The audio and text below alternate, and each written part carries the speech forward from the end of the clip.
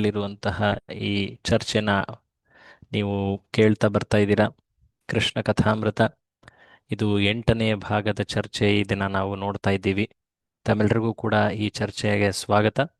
ಬನ್ನಿ ಈ ದಿನದ ಚರ್ಚೆಯನ್ನು ಪ್ರಾರಂಭ ಮಾಡೋಣ. ಮೊದಲಿಗೆ ಗುರುಗಳಿಗೆ ಪ್ರಾರ್ಥನೆಯನ್ನು ಅರ್ಪಿಸಿ ಪ್ರಾರಂಭ ಮಾಡೋಣ. ಓಂ ಅಜ್ಞಾನತಿಮಿರಾಂಧಸ್ಯ ಜ್ಞಾನಾಂಜನಶಲಾಖಯ ಚಕ್ಷುರುನ್ಮೀಲಿತಂ ಯೇನ ತಸ್ಮೈ ಶ್ರೀಗುರವೇ ನಮಃ. ನಮ ಓಂ ವಿಷ್ಣುಪಾದಾಯ ಕೃಷ್ಣಪ್ರೇಷ್ಠಾಯ ಭೂತಲೆ ಶ್ರೀಮತೆ ಭಕ್ತಿವೇದಾಂತ ಸ್ವಾಮಿನ್ನಿತಿ ನಾಮಿನೆ. ನಮಸ್ತೆ ಸಾರಸ್ವತೆ ದೇವೆ ಗೌರವಾಣಿ ಪ್ರಚಾರಿಣೆ ನಿರ್ವಿಶೇಷಶೂನ್ಯವಾದಿ ಪಾಶ್ಚಾತ್ಯದೇಶತಾರಿಣೆ. ಜಯ ಶ್ರೀ ಕೃಷ್ಣ ಚೈತನ್ಯ ಪ್ರಭು ನಿತ್ಯಾನಂದ ಶ್ರೀ ಅದ್ವೈತ ಗದಾಧರ ಶ್ರೀವಾಸಾದಿ ಗೌರಭಕ್ತವೃಂದ. ಹರೇ ಕೃಷ್ಣ ಕೃಷ್ಣ ಕೃಷ್ಣ ಹರೇ ಹರೇ, ಹರೇ ರಾಮ ರಾಮ ರಾಮ ಹರೇ ಹರೇ. ಹೇ ಕೃಷ್ಣ ಕರುಣಾ ಸಿಂಧೋ ದೀನಬಂಧೋ ಜಗತ್ಪತೆ ಗೋಪೇಶ ಗೋಪಿಕಾ ಕಾಂತ ರಾಧಾ ಕಾಂತ ನಮೋಸ್ತುತೆ. ಮೂಕಂ ಕರೋತಿ ವಾಚಾಲಂ ಪಂಗುಂ ಲಂಘಯತೆ ಗಿರಿಂ ಯತ್ಕೃಪಾತಮಹಂ ವಂದೇ ಶ್ರೀಗುರುಂ ದೀನತಾರಿಣಂ. ವಿಶೇಷವಾಗಿ ನಮ್ಮ ಇಸ್ಕಾನ್ ಹರೇ ಕೃಷ್ಣ ಸಂಸ್ಥೆ, ಈ ಸಂಸ್ಥೆಯ ಆಚಾರ್ಯ ಶ್ರೀಲ ಪ್ರಭುಪಾದರ ಮುಖ್ಯ ಶಿಷ್ಯರಾದಂತಹ ಈ ಆಂದೋಲನವನ್ನು ಹೆಚ್ಚು ವಿಸ್ತಾರ ಮಾಡುವಲ್ಲಿ, ಅನೇಕ ಭಕ್ತರಿಗೆ ಭಗವಂತನ ಭಕ್ತಿಯ ಮಾರ್ಗದರ್ಶನ ನೀಡುವಲ್ಲಿ ದೀಕ್ಷಾ ಗುರುವಿನ ಸೇವೆಯನ್ನು ಮಾಡ್ತಾ ಬರ್ತಾ ಇರುವಂತಹ ಮುಖ್ಯ ಗುರುಗಳು, ಸನ್ಯಾಸಿಗಳಾಗಿರುವಂತಹ ಪರಂಪೂಜ್ಯ ಶ್ರೀಲ ಜಯಪತಾಕ ಸ್ವಾಮಿ ಗುರು ಮಹಾರಾಜರ ಆರೋಗ್ಯಕ್ಕೆ ನಾವು ಪ್ರಾರ್ಥಿಸೋಣ. ಈ ಏನು ಭಾಗವತದ ವರ್ಣನೆಗಳನ್ನು ಕೇಳ್ತಾ ಇದ್ದೀವಿ, ಈ ಭಾಗವತದ ಈ ಈ ಒಂದು ಭಗವಂತನ ಕಾರ್ಯದ, ಭಕ್ತಿ ಕಾರ್ಯದ, ಭಕ್ತಿ ಸೇವೆಯ ಏನು ಆಶೀರ್ವಾದಗಳಿವೆ ಅವುಗಳಲ್ಲಿ ನಾವು ಪ್ರಾರ್ಥನೆ ಮಾಡೋದಿಷ್ಟೇ. ಭಗವಂತನ ಭಕ್ತರೇ ಈ ಜಗತ್ತಿಗೆ ಅತಿ ದೊಡ್ಡ ಆಶಯ. ಅಂತಹ ಮಹಾನ್ ಭಕ್ತರು ಎಷ್ಟು ಅವರ ಸಂಘವನ್ನು ಜಗತ್ತಿಗೆ ನೀಡ್ತಾರೋ ಅಷ್ಟು ಈ ಜಗತ್ತಿನಲ್ಲಿ ಮಂಗಳ ಮತ್ತು ಭಾಗ್ಯ ಉದಯವಾಗ್ತದೆ. ಜಗತ್ತಿನಲ್ಲಿ ಶಾಂತಿ, ಭಗವಂತನ ಕುರಿತಾದಂತಹ ಭಕ್ತಿ ನೆಲೆಸುತ್ತೆ. ಹಾಗಾಗಿ ನಾವು ಭಗವಂತನಿಗೆ, ವಿಶೇಷವಾಗಿ ಶ್ರೀಲ ಪ್ರಭುಪಾದರಿಗೆ ಪ್ರಾರ್ಥಿಸೋಣ. ಬನ್ನಿ ಅಂತಹ ಮಹಾನ್ ಭಕ್ತರ ಆರೋಗ್ಯ ಚೇತರಿಸಿ, ಭಗವಂತನ ಇಚ್ಛೆ ಇದ್ದಲ್ಲಿ ಅವರು ಇನ್ನಷ್ಟು ನಮ್ಮೆಲ್ಲರಿಗೆ ಸಂಘ ಮತ್ತು ಮಾರ್ಗದರ್ಶನವನ್ನು ನೀಡಲಿ ಅಂತ ಹೇಳಿ ಪ್ರಾರ್ಥಿಸೋಣ. ಹರೇ ಕೃಷ್ಣ ಕೃಷ್ಣ ಕೃಷ್ಣ ಹರೇ ಹರೇ, ಹರೇ ರಾಮ ರಾಮ ರಾಮ ಹರೇ ಹರೇ. ನಮ್ಮ ಈ ಕೃಷ್ಣ ಕಥಾಮೃತ ಸರಣಿಯ ಚರ್ಚೆಯಲ್ಲಿ ನಾವು 8ನೇ ಭಾಗದ ಚರ್ಚೆ ಭಕ್ತವತ್ಸಲ, ಈ ಚರ್ಚೆಯನ್ನು ನಾವು ನೋಡ್ತಾ ಬರ್ತಾ ಇದ್ದೀವಿ. ನಿನ್ನೆಯ ಚರ್ಚೆಯಲ್ಲಿ ಹೇಗೆ ಶ್ರೀಕೃಷ್ಣ ಎಲ್ಲ ಈ ಜಗತ್ತಿನ ಗಣ್ಯರು, ಶಕ್ತಿಶಾಲಿಗಳು, ದೇವತೆಗಳು ಅವರೆಲ್ಲರಿಗಿಂತ ಉತ್ತಮ ಪುರುಷೋತ್ತಮ ಆತ. ಅಷ್ಟೇ ಅಲ್ಲದೆ ಆತ ಎಲ್ಲ ವಿಷ್ಣು ರೂಪಗಳಿಗೂ ಮೀರಿದವನು. ಆತ ಸರ್ವೋತ್ಕೃಷ್ಟ. ನಮ್ಮ ಶಾಸ್ತ್ರದಲ್ಲಿ ಈ ರೀತಿಯಾಗಿ ಭಗವಂತನ ಅನಂತ ಗುಣಗಳು, ಆ ಅನಂತ ಗುಣಗಳಲ್ಲಿ ಮುಖ್ಯವಾದಂತಹ 64 ಗುಣಗಳನ್ನು ಎಣಿಸಿ ಭಗವಂತನ ಉತ್ಕೃಷ್ಟತೆಯನ್ನು ತೋರಿಸಲಾಗಿದೆ. ಆ ಗುಣಗಳಲ್ಲಿ ಕೆಲಮಟ್ಟಕ್ಕೆ ಜೀವಿಗಳು ಕೆಲ ಗುಣಗಳನ್ನು ವೃದ್ಧಿಸ್ಕೊಳ್ಬಹುದು, ಪಡೀಬಹುದು. ಶಿವ ಆತ 55 ಗುಣಗಳನ್ನು ಆತ ಪ್ರದರ್ಶಿಸ್ತಾನೆ. ಆತ ಜೀವಿಗಳಿಗಿಂತ ಉತ್ತಮ, ಶ್ರೇಷ್ಠ. ನಾರಾಯಣ ಅಥವಾ ವಿಷ್ಣು ರೂಪಗಳು, ಅವತಾರಗಳು, ಅಲ್ಲಿ 60 ಗುಣಗಳು ಕಾಣ್ತವೆ. ಆದರೆ ಶ್ರೀಕೃಷ್ಣ ಆತನಲ್ಲಿ ಕೆಲ ವಿಶೇಷವಾದ ಗುಣಗಳು, ಆತನಲ್ಲಿ ಮಾತ್ರ ಕಾಣುವಂತಹ ಗುಣಗಳುಂಟು. ಇವುಗಳ ಚರ್ಚೆಯನ್ನು ನಾವು ನಿನ್ನೆ ನೋಡಿದ್ವಿ. ನಮ್ಮ ಶಾಸ್ತ್ರಗಳಲ್ಲಿ ವರ್ಣನೆ ಮಾಡುವಾಗ ಶ್ರೀಕೃಷ್ಣ ಮತ್ತು ವಿಷ್ಣುವಿನ ನಡುವಿನ ಅಭೇದ ಮತ್ತು ಭೇದ ಇವೆರಡನ್ನೂ ಹೇಳಲಾಗ್ತದೆ. ತತ್ವತಸ್ತು ಅಭೇದೋಪಿ ಶ್ರೀಶ ಕೃಷ್ಣ ಸ್ವರೂಪಯೋ. ತತ್ವದಲ್ಲಿ ಶ್ರೀಶ ಅಂದರೆ ಶ್ರೀ ಅಂದರೆ ಲಕ್ಷ್ಮಿ, ಲಕ್ಷ್ಮೀಶ ಅಂದರೆ ವಿಷ್ಣು. ವಿಷ್ಣು ಮತ್ತೆ ಶ್ರೀಕೃಷ್ಣ ಇವರಿಬ್ಬರಲ್ಲಿ ತತ್ವರೂಪದಲ್ಲಿ ಅಭೇದ ಅಂದರೆ ಸಮಾನತೆ ಇದೆ. ಆ? ರಸೇನ ಉತ್ಕೃಷ್ಯತೆ ಕೃಷ್ಣ. ಆ? ಅಂದ್ರೆ ರಸ ವಿಚಾರಗಳಲ್ಲಿ, ಲೀಲಾ ವಿಚಾರಗಳಲ್ಲಿ ಅಲ್ಲಿ ಶ್ರೀಕೃಷ್ಣ ಉತ್ಕೃಷ್ಟನಾಗಿ ಕಾಣ್ತಾನೆ. ಆ? ಏಷವೈ ರಸಸ್ಥಿತಿ. ಇದು ರಸದ ಅಂದ್ರೆ ಭಗವಂತನ ಆ ತನ್ನ ಭಕ್ತರ ಕುರಿತಾಗಿ ಆತ ಹೇಗೆ ಆ ಗುಣಗಳನ್ನ ತೋರಿಸ್ತಾನೆ, ಪ್ರದರ್ಶಿಸ್ತಾನೆ, ಅದರಲ್ಲಿ ಶ್ರೀಕೃಷ್ಣ ಅತಿ ಉತ್ಕೃಷ್ಟ ಅಂತ ಹೇಳಲಾಗಿದೆ. ಸೊ ಅದು ಕೇವಲ ಆ ರಸದ ವಿಚಾರದಲ್ಲಿ ಮಾತ್ರ. ಬಟ್ ಭಗವಂತ ವಿಷ್ಣು ಆತನ ಅನಂತ ಅವತಾರಗಳೇನಿವೆ ಅವುಗಳಲ್ಲಿ ಮತ್ತು ಶ್ರೀಕೃಷ್ಣನಲ್ಲಿ ತತ್ವರೂಪದಲ್ಲಿ ಯಾವುದೇ ವ್ಯತ್ಯಾಸ ಇಲ್ಲ. ನಿನ್ನೆ ಚರ್ಚೆಯಲ್ಲಿ ನಾವು ನೋಡಿದ್ವಿ, ಆ ವಿಷ್ಣು ರೂಪಗಳಲ್ಲಿ ಅತಿ ಮುಖ್ಯವಾದಂತಹ ಮಹಾವಿಷ್ಣುವೂ ಕೂಡ ಶ್ರೀಕೃಷ್ಣನ ದರ್ಶನಕ್ಕೆ ಎಷ್ಟು ಲಾಲಾಯಿತನಾಗಿದ್ದ. ಎಷ್ಟರ ಮಟ್ಟಿಗೆ ಅಂದರೆ ಆತ ಆ ಬ್ರಾಹ್ಮಣನ ಮಕ್ಕಳನ್ನ ದ್ವಾರಕೆಯಿಂದ ಪ್ರತಿ ವರ್ಷ ಆತ ಅಪಹರಿಸ್ತಾ ಇದ್ದ. ಯಾರಿಗೂ ತಿಳಿತಾ ಇರಲಿಲ್ಲ. ಅರ್ಜುನನೂ ಕೂಡ ಅದನ್ನ ಕಂಡು ಹಿಡಿಲಿಕ್ಕಾಗ್ಲಿಲ್ಲ. ಕೊನೆಗೆ ಆತ ಒಂದು ರೀತಿ ಪರಾಭವಗೊಂಡು ಅಗ್ನಿ ಪ್ರವೇಶ ಮಾಡ್ಲಿಕ್ಕೆ ಸಿದ್ಧನಾದಾಗ ಶ್ರೀಕೃಷ್ಣ ತನ್ನ ಭಕ್ತನ ಕುರಿತಾದ ವಾತ್ಸಲ್ಯದ ಕಾರಣದಿಂದ ಆತನನ್ನು ರಕ್ಷಿಸಲಿಕ್ಕೆ ಅರ್ಜುನನ ಕರೆದುಕೊಂಡು ಆ ಮಹಾವೈಕುಂಠಪುರ, ಮಹಾಕಾಲಪುರ, ಆ ಮಹಾವಿಷ್ಣುವಿನ ಧಾಮಕ್ಕೆ ಆತ ತೆರಳಿದ. ಅಲ್ಲಿ ಮಹಾವಿಷ್ಣು ತಾನೇ ಹೇಳಿದ್ದಾನೆ, ನಿಮ್ಮಿಬ್ಬರನ್ನ ದರ್ಶಿಸಲಿಕ್ಕೆ ಅಂತ ಹೇಳಿ ನಾನು ಈ ಕಾರ್ಯವನ್ನ ಮಾಡಿದೆ. ಇದರಲ್ಲೇ ಸ್ಪಷ್ಟವಾಗಿ ಗೊತ್ತಾಗತ್ತೆ ಶ್ರೀಕೃಷ್ಣ ಎಷ್ಟು ಆಕರ್ಷಕ. ಆ ಮಹಾವಿಷ್ಣುವನ್ನು ಆಕರ್ಷಿಸಿದವನು ಈ ಶ್ರೀಕೃಷ್ಣ. ಹಾಗಾಗಿ ಶ್ರೀಕೃಷ್ಣ ಆ ಶಬ್ದ ಏನಿದೆ, ರಸೇನ ಉತ್ಕೃಷ್ಯತೆ ಕೃಷ್ಣ, ಅದರ ವಿಚಾರಗಳನ್ನ ನಿನ್ನೆ ನಾವು ನೋಡಿದ್ವಿ ಶ್ರೀಲ ಪ್ರಭುಪಾದರು ಮತ್ತೆ ಪೂರ್ವ ಆಚಾರ್ಯರ ಮಾತುಗಳಲ್ಲಿ. ಹಾಗಾಗಿ ಈ ಒಂದು ಶ್ಲೋಕ ಭಾಗವತದಲ್ಲಿ ಏನ್ ಬರುತ್ತೆ, ಯನ್ ಮರ್ತ್ಯಲೀಲೌ ಪೈಕಂ ಸ್ವಯೋಗ ಮಾಯಾಬಲಂ ದರ್ಶಯತಾ ಗೃಹೀತಂ. ಶ್ರೀಕೃಷ್ಣ ತನ್ನ ಭಕ್ತರೊಡನೆ ಆ ಭಕ್ತಿ ರಸದ ವಿನಿಮಯದಲ್ಲಿ ಆತ ಎಷ್ಟು ಅನ್ಯೋನ್ಯವಾಗಿ ಕಾಣ್ತಾನೆ. ಸಾಕಷ್ಟು ಬಾರಿ ಜನ ಹಾಗಾಗಿ ಆತನನ್ನ ಸಾಮಾನ್ಯನಂತೆ ಕಂಡು ಬಿಡ್ತಾರೆ. ಬಟ್ ಆತನ ಗುಣಗಳನ್ನ, ಆತನ ಕಾರ್ಯಗಳನ್ನ ವಿಶ್ಲೇಷಿಸಿ ನೋಡಿದಾಗ ತಿಳಿಯುತ್ತೆ ಆತ ಎಷ್ಟು ಮಹಾನ್ ವ್ಯಕ್ತಿ ಅಂತ. ಹಾಗಾಗಿ ಆತನ ಲೀಲೆಯನ್ನ ಮರ್ತ್ಯ ಲೀಲೆ ಅಂತ ಹೇಳಿದ್ದಾರೆ. ಸಾಮಾನ್ಯ ಮನುಷ್ಯನಂತೆ ಗೋಚರವಾಗ್ತಾನೆ. 125 ವರ್ಷಗಳ ಕಾಲ ಆತ ಈ ಜಗತ್ತಿನಲ್ಲಿ ಪ್ರದರ್ಶಿಸಿದ ಆ ಕಾರ್ಯಗಳು, ಅವುಗಳನ್ನ ಲೀಲೆಗಳು ಅಂತ ಏನು ಹೇಳ್ತೀವಿ, ಆತ ಸಣ್ಣ ಮಗುವಾಗಿ ಜನ್ಮಿಸಿದಂತೆ ಕಂಡ. ನಂತರ ಆತ ಪೌಗಂಡ ಕೈಶೋರಾವಸ್ಥೆಯನ್ನು ತಲುಪಿದ ನಂತರ ಸದಾ ಆ ಯೌವನ ಅವಸ್ಥೆಯಲ್ಲೇ ಗೋಚರವಾದ. 125 ವರ್ಷದವನಾದಾಗಲೂ ಕೂಡ ಆತ ನವ ಯುವಕನಂತೆಯೇ ಕಾಣ್ತಾ ಇದ್ದ. ಕಿಶೋರ ಮೂರ್ತಿ ಅಂತ ಹೇಳ್ತಾರೆ. ಆತನ ಸುಂದರ ರೂಪ, ಆತನ ಗುಣಗಳು ಮಹಾವಿಷ್ಣುವನ್ನೂ ಕೂಡ ಆಕರ್ಷಿಸಿದ್ದವು ಅನ್ನೋ ಮಾತನ್ನ ನಾವು ಈ ಶ್ಲೋಕದಲ್ಲಿ ಕಾಣ್ತೀವಿ. ವಿಸ್ಮಾಪನಂ ಸ್ವಸ್ಯ ಚ ಸೌಭಗರ್ಧೇ, ಎಲ್ಲರಿಗೂ ವಿಸ್ಮಯವನ್ನ ಉಂಟು ಮಾಡುವವು.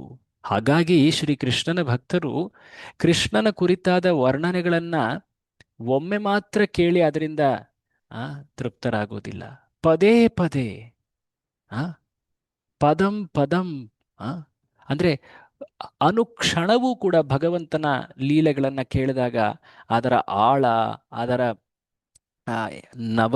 ನವತನ, ನವನವೀನತನ ಅದು ನಮಗೆ ತಿಳಿಯುತ್ತೆ. ಹಾಗಾಗಿ ಪ್ರತಿ ಕ್ಷಣವೂ ಭಗವಂತನ ಕುರಿತಾಗಿ ಎಲ್ಲರೂ ಕೂಡ ವಿಸ್ಮಯದಲ್ಲಿರ್ತಾರೆ. ಅದು ಆತನ ಸ್ವಭಾವ. ಇದನ್ನ ಇಲ್ಲಿ ನಾವು ಈ ಶ್ಲೋಕದಲ್ಲಿ ಕಂಡಿದ್ವಿ. ಶ್ರೀ ಶುಕದೇವ ಮುನಿಗಳು ಶ್ರೀಕೃಷ್ಣನ ವರ್ಣನೆಯನ್ನ ಸರಿಸುಮಾರು 89 ಅಧ್ಯಾಯಗಳಲ್ಲಿ ವರ್ಣಿಸಿದ್ದಾರೆ ಇಲ್ಲಿವರೆಗೆ ನಾವು ನೋಡಿರೋದ್ರಲ್ಲಿ. ಈಗ ನಾವು ಕೊನೆಯ ಅಧ್ಯಾಯದ ಚರ್ಚೆಯನ್ನು ನೋಡ್ತಾ ಇದ್ದೀವಿ. 90ನೇ ಅಧ್ಯಾಯ. ಕೃಷ್ಣನ ಲೀಲೆಗಳನ್ನು ವರ್ಣಿಸ್ತಾ ವರ್ಣಿಸ್ತಾ ಅವರು ಅತಿ ಸುಂದರವಾದಂತಹ ಕೆಲ ದ್ವಾರಕಾ ಲೀಲೆಗಳನ್ನು ಇಲ್ಲಿ ಹೇಳ್ತಾರೆ.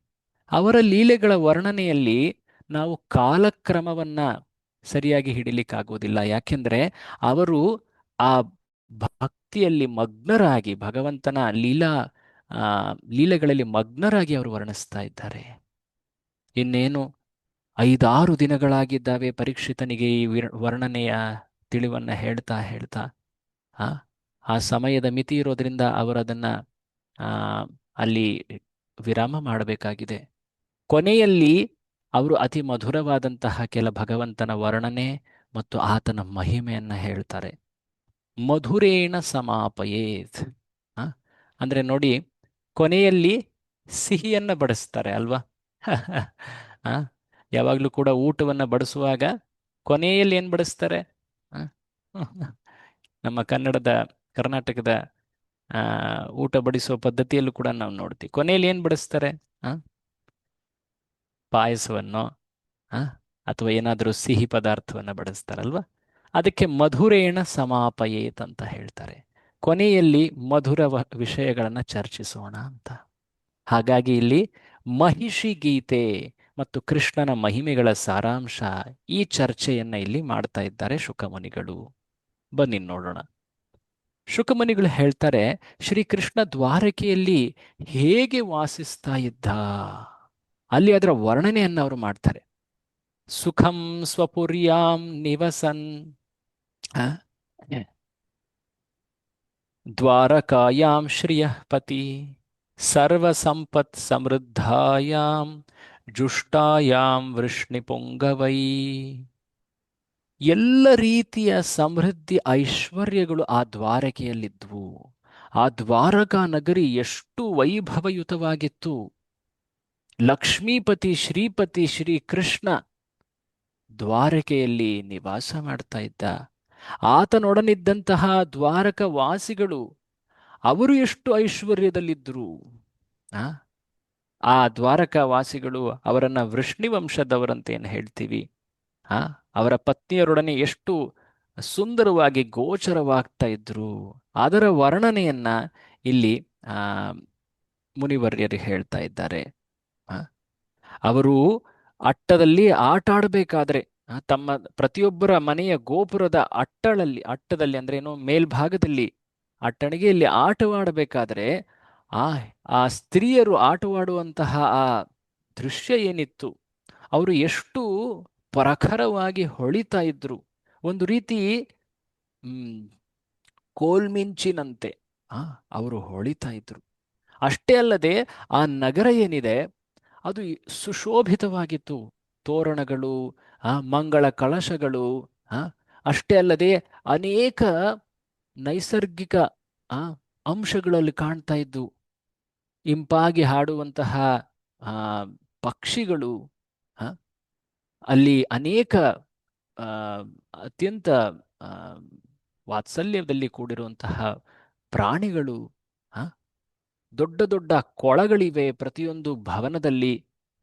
ವಿಶೇಷವಾಗಿ ಶ್ರೀಕೃಷ್ಣನ ಆ ಅಂತಃಪುರದ ಕಡೆ ಆತನ ರಾಣಿಯರು 16,108 ಪ್ರತ್ಯೇಕ ಒಂದೊಂದು ಅರಮನೆಯನ್ನ ಶ್ರೀಕೃಷ್ಣ ಪ್ರತಿಯೊಬ್ಬರಿಗೆ ಆತ ನಿರ್ಮಿಸಿದ್ದಾನೆ. ಪ್ರತಿಯೊಂದು ಅರಮನೆಯಲ್ಲಿ ವಿಶಾಲವಾದಂತಹ ಕೊಳಗಳಿವೆ. ಆ ಕೊಳಗಳಲ್ಲಿ ಅತ್ಯಂತ ಸುಂದರವಾದಂತಹ ಅನೇಕ ವಿವಿಧ ವಿವಿಧ ಪುಷ್ಪಗಳು ಗೋಚರಿಸ್ತಾ ಇವೆ. ಅನೇಕ ರೀತಿಯ ಕಮಲಗಳು, ನೈದಿಲೆಗಳು. ಅದನ್ನ ನೋಡಿ ಶ್ರೀಕೃಷ್ಣ ಅತ್ಯಂತ ತನ್ನ ಭಕ್ತರೊಡನೆ ಆತ ಲೀಲೆಯನ್ನ ಹಂಚಿಕೊಳ್ಳಿಕ್ಕೆ ಅತ್ಯಂತ ಪ್ರಸನ್ನನಾಗಿ ಆ ಕೊಳಗಳನ್ನ ಪ್ರವೇಶಿಸ್ತಾನೆ. ಅದರ ವರ್ಣನೆಯನ್ನ ಅಲ್ಲಿ ಶುಕಮುನಿಗಳು ವರ್ಣಿಸ್ತಾರೆ. ಹೇಗಿತ್ತು ಆ ಒಂದು ಏನು ಸ್ಥಿತಿ ಏನಿದೆ, ಆ ಒಂದು ದೃಶ್ಯವನ್ನ ಕಂಡು ದೇವತೆಗಳು ಕೂಡ ಬೆರಗಾಗಿ, ಕೃಷ್ಣನ ವೈಭವ ಇದನ್ನ ನಾವು ಸ್ವರ್ಗದಲ್ಲಿ ಕೂಡ ಎಂದು ಕಾಣಕ್ಕಾಗೋದಿಲ್ಲ. ಈ ಭೌತಿಕ ಬ್ರಹ್ಮಾಂಡಗಳಲ್ಲೆಲ್ಲದರಲ್ಲೂ ಕೂಡ ಇಷ್ಟರ ಮಟ್ಟಿಗೆ ವೈಭವ ಎಲ್ಲೆಲ್ಲೂ ಇಲ್ಲ.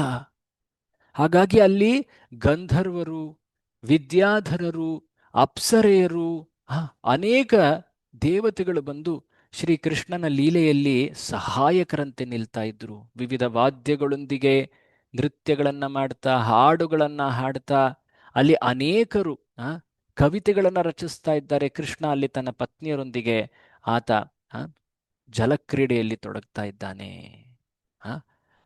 ಇಲ್ಲಿ ಒಂದು ವಿಶೇಷವಾದಂತಹ ಒಂದು ಗೀತೆಯ ವರ್ಣನೆಯನ್ನ ಹೇಳಲಾಗತ್ತೆ. ಆ ಗೀತೆಯನ್ನ ಮಹಿಷಿ ಗೀತೆ ಅಂತ ಹೇಳ್ತಾರೆ. ಮಹಿಷಿಯರು ಅಂದ್ರೆ ರಾಣಿಯರು ಅಂತ ಅರ್ಥ. ಆ ರಾಣಿಯರು ಕೃಷ್ಣನ ಕುರಿತಾಗಿ ಆತನ ಸಭೆಯಲ್ಲಿ ಹೇಳಿದಂತಹ ಮಾತುಗಳೇ ಮಹಿಷಿ ಗೀತೆ. ಇವೆಲ್ಲವೂ ಕೂಡ ಪ್ರಾರ್ಥನೆಗಳು. ನೋಡಿ, ಹಿಂದೆ ನಾವು ಅನೇಕ ಗೀತೆಗಳನ್ನು ನೋಡಿದ್ದೀವಿ 10ನೇ ಸ್ಕಂದದಲ್ಲಿ. ನೆನಪಿದೆಯಾ? ಯಾರಿಗಾದ್ರೂ ಕೆಲ ಗೀತೆಗಳ ಹೆಸರು ಹೇಳ್ತೀರಾ ಯಾರಾದರೂ? ಯಾರು ಹಿಂದಿನ ಇವುಗಳನ್ನೆಲ್ಲ ಅಟೆಂಡ್ ಮಾಡಿದ್ದೀರಾ? ಗೋಪಿ ಗೀತೆ ಪ್ರಸಿದ್ಧವಾದದ್ದು. ಉದ್ಧವ ಗೀತೆ, ಯುಗಳ ಗೀತೆ. ಓಕೆ, ಯುಗಳ ಗೀತೆ. ಮತ್ತಿನ್ಯಾವುದು?